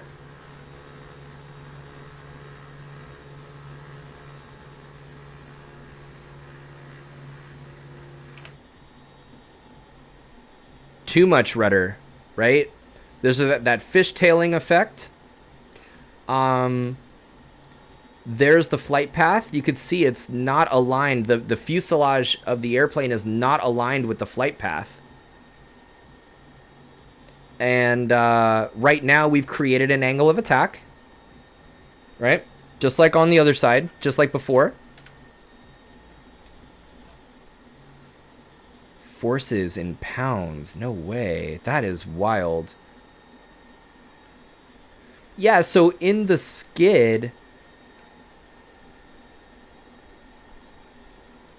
let's see, you said during the skid, are you disrupting the flow of air over the right wing? Yes. This is why the skid is very dangerous, because first of all, we understand that this is an angle of attack and the airplane's going to correct itself, right? So I'm going to go ahead and move on from that. This angle of attack, it's so interesting to see that angle of attack right here, because then we, boom, there it goes, right? But going back to what you were saying about the stall or the skid, yes, the reality is when you skid an airplane, and like here's a right-hand turn, and you're gonna slam on that inside rudder, what you do is you drive that outside wing forward. Why don't you want to overshoot final and skid back and then turn and spin? Yeah, that's why you don't want to overshoot final and skid, because you're gonna turn it into a spin. Absolutely. Here's what's happening. Let's go to the lift vectors here. All right. Right. So as we increase that angle of attack, boom, lift increases. Right. As we bank to the right, a little bit more lift on the left wing, lift on the right wing. See that? So, oh, that's what I wanted to do, was adverse yaw as well. But here's the skidding, the problem with the skid. You don't notice as much, but the maybe I'll slow down. Maybe if it's slower. What ends up happening is you have increased relative wind on the wing that you're driving forward. So let's say that I'm going to skid to the right. I'm going to stomp on that right rudder.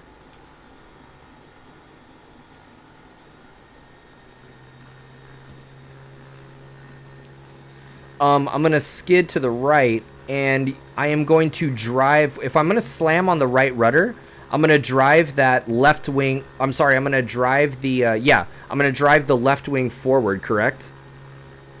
And by driving that left wing forward, you increase the lift on the left wing, but the inside wing actually retreats, and the angle of attack, the relative wind actually slows down, and so that wing is allowed to stall. And so if you're not careful, like, look, there's a spin right there. I almost got in. Let's stall this airplane.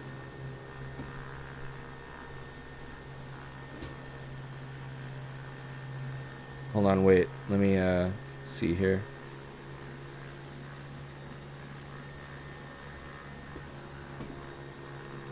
All right, stall the airplane.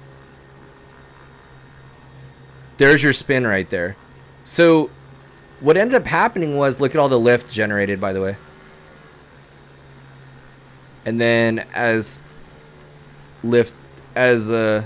pitch attitude decreases, look at almost no lift, stall. So yeah, like you're saying, you never want to overshoot final, and if you do, you want to correct for it in a normal, timely fashion. You don't want to force a skid just because you're overshooting final. The problem with that is you are driving the outside wing forward, producing lift and forcing it up, and then the inside wing retreats, is allowed to stall and drop, and that's where that spin comes in, right? So here we go with the stall, skidding turn, and that outside, that left wing is able to, yeah, that's a bummer. That outside wing is allowed to lift up and cause that spin. So yeah, that's a super bummer. All right, so we looked at slips and skids. We looked at overbanking tendencies. We looked at slow flight. We looked at we actually looked at directional stability and from an angle of attack standpoint, like on the actual aircraft. Seeing the lift lines and the elevator is cool. I wish the negative lift lines were easier to see, though. Yeah, I agree. Like let's do it in level flight. You know, like when we pitch down, it would be awesome to see. Like, I'm gonna pitch down here. Yeah, like that. The tail down force should be. Let's actually try and put it in slow flight, maybe. Seems like they don't even show negative lift lines. Yeah, like it's all like positive, you know. Which, I mean, you know, it's a sim. It's like a cheap sim. I think it's great. Like if you pull up, you see them a little bit, and frankly, the slower we go, the higher the angle of attack, the longer they get.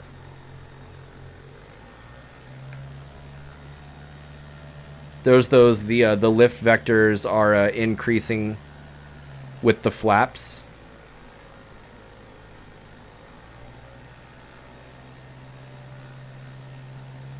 I think they're simulating negative lift even. I think it's just a visualization problem. Yeah, it could be. Could be. What's interesting is you get you're getting some prop stuff. See that with power? You actually do get thrust. That's interesting. Cool to see the relationship between power and lift and the propeller too. Yeah, absolutely. Like here's an example.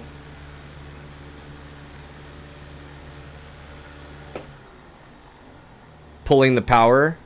There's the thrust. And then just letting speed build up. That positive dynamic stability. Look at the airspeeds building. Power increase. Look at the lines on the inboard portion of the wing, with the angle of incidence being the highest at the wing root. I'm actually gonna make the daylight a little bit.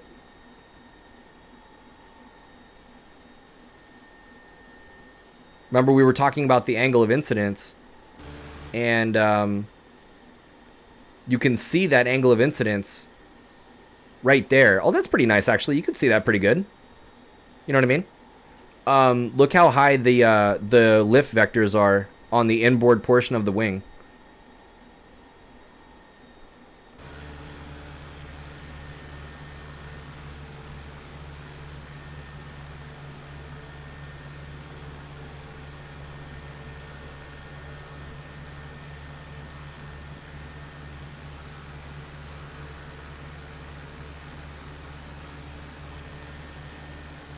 So that's pretty cool. That's pretty cool. I want to see actually how these change.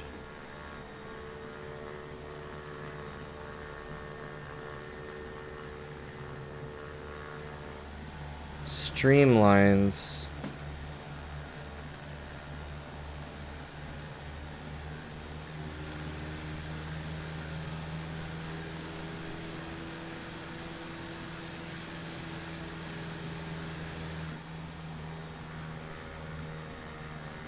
Huh.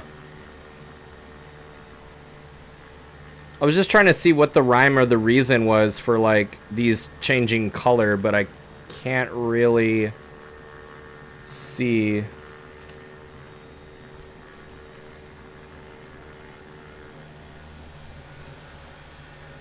That's pretty cool, man. Wake turbulence. One of the things about wake turbulence is it descends. So let me actually trim this airplane in level flight.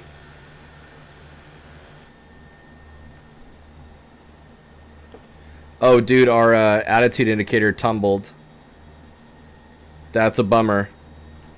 Yeah, our attitude indicator is all jacked up because of what we were doing. We exceeded its like limits. All good. Where pedostatic instruments still work though.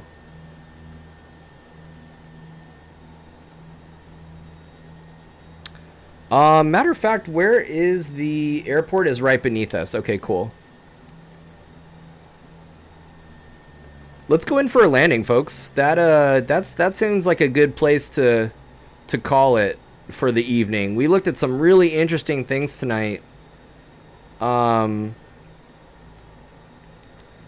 looked at aerodynamic forces and like, dude, how awesome they are pictured. Oh, that's freaking cool. You can look at the actual altitude changes. That'd be really good to analyze turns around a point and stuff.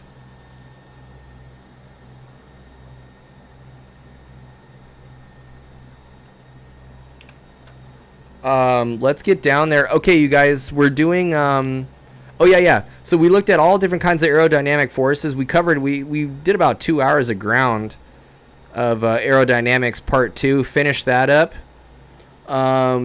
Tomorrow I won't be streaming, unfortunately.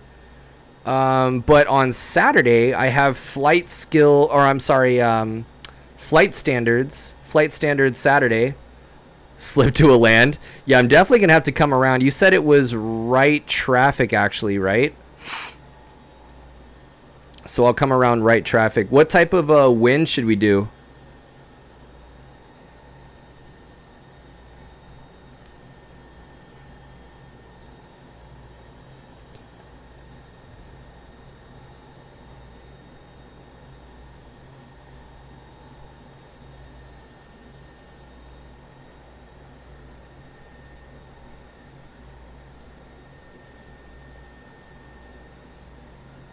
Oh.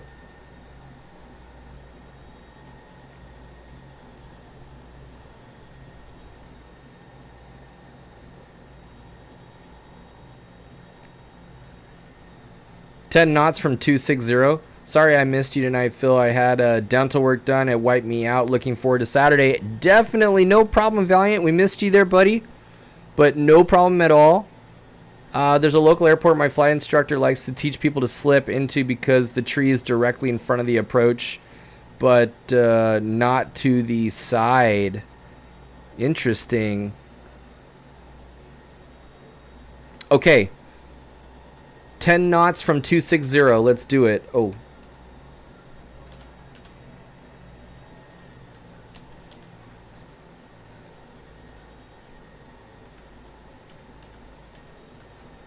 All right.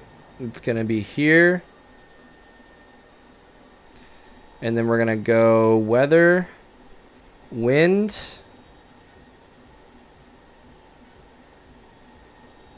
$260.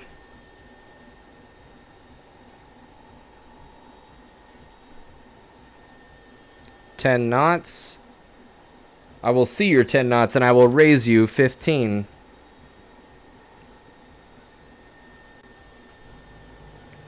All right, 260. So then we're actually coming around.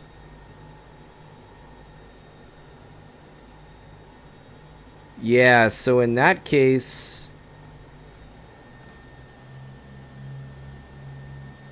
let's see here. If that's not clear, we can look at the sim sometime, I guess.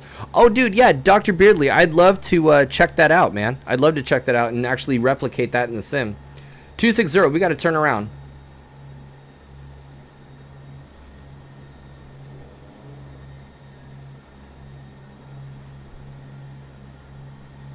No, but that sounds, let's see here. You said the airport right next to the I-5, so the, so he teaches the strategy he teaches is to fly over I-5 and then slip over since you passed the trees in front of the approach. Oh, yeah, I got you, buddy. All right.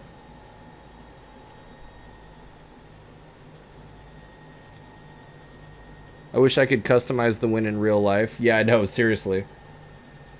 Actually, I think I should have. That's like a direct crosswind, actually, no matter how you land.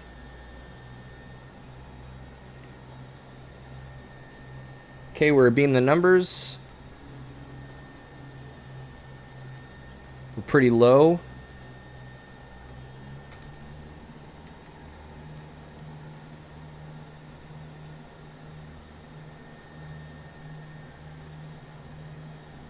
What was it? 6,400 feet. It was 6,400 feet field elevation. You're at like 33 knot. You're at like a 33 crosswind component. All right, here we go. Actually, not yet. Gotta raise those personal minimums. I know, right? Oh, just was saying, once we get my instructor checked out in the 182, I want to go to our airport on the Columbia River. It has 2 runways, and it's always windy.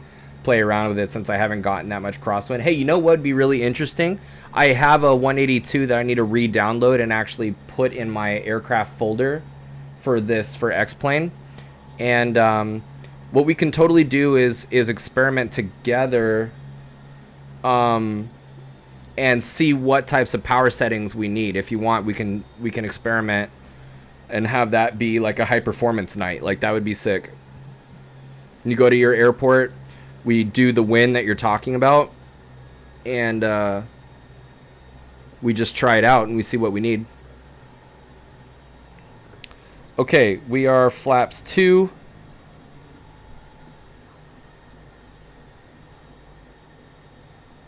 We got that translation. Look at the translation, the lateral translation across the side. All right, so what I'm going to do, again, crosswind correction. We're trying to stay aligned with power settings, even with just big true headwind. Surprising when I got a few. Yeah, it feels like you're crawling. Absolutely. Okay, so look at, there's that headwind. So we're going to add some power. And I need left rudder to stay aligned with the center line. Old man gaming forever. I'm doing quite well, thank you, sir. How are you doing? We're just finishing up the night here with the stiff crosswind landing coming in. Oh, is that a VOR right there? It's like an on airport VOR. I got that right rudder in there. Evonk Snow, what's up, dude? I have full left rudder, good flying to Long Beach, now on Microsoft Flight Sim. Oh, dude, fantastic, man. Did you do the instrument approach into Long Beach? Oh my god, this sucks, dude. I'm trying to do the best I can, staying on center. No, closest is Dubois. Gotcha. Alright, power idle. Full left rudder in still, by the way. Keeping it aligned, and let the rudder out. Oh my god, this thing wants to weather vane so hardcore. Dude, shit. Oh my god, that was ridiculous. Oh my god. Look at this thing, still wants to tip over.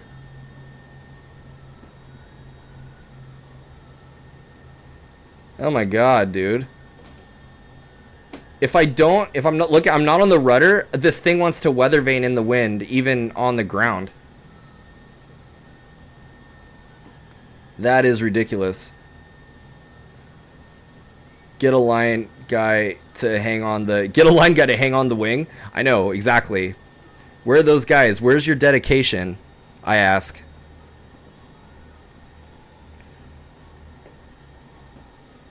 Oh, he's out here joyriding in the ground power unit truck. Great.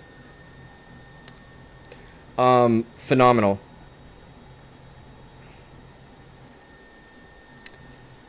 You guys, I wanted to thank you once again. Doing the ILS runway 30. Ooh, very nice. 1600 foot glide slope intercept down to really good minimums. Really monster runway on a Mauser approach light system. Hey, I wanted to say thank you guys so much for tuning in, supporting the channel, and just making this such an awesome experience for me personally.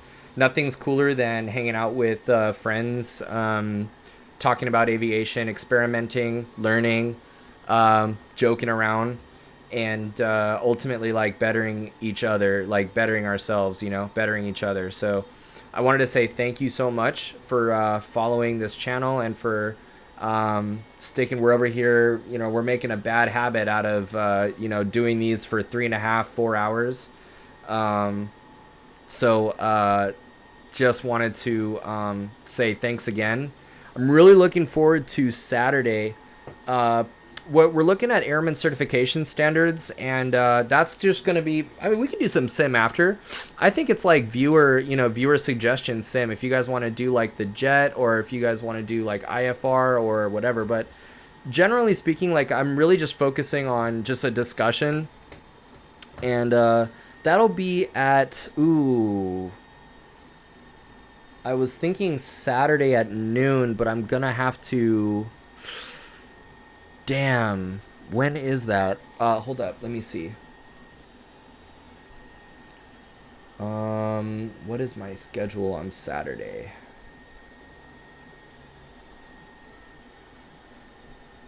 Saturday I have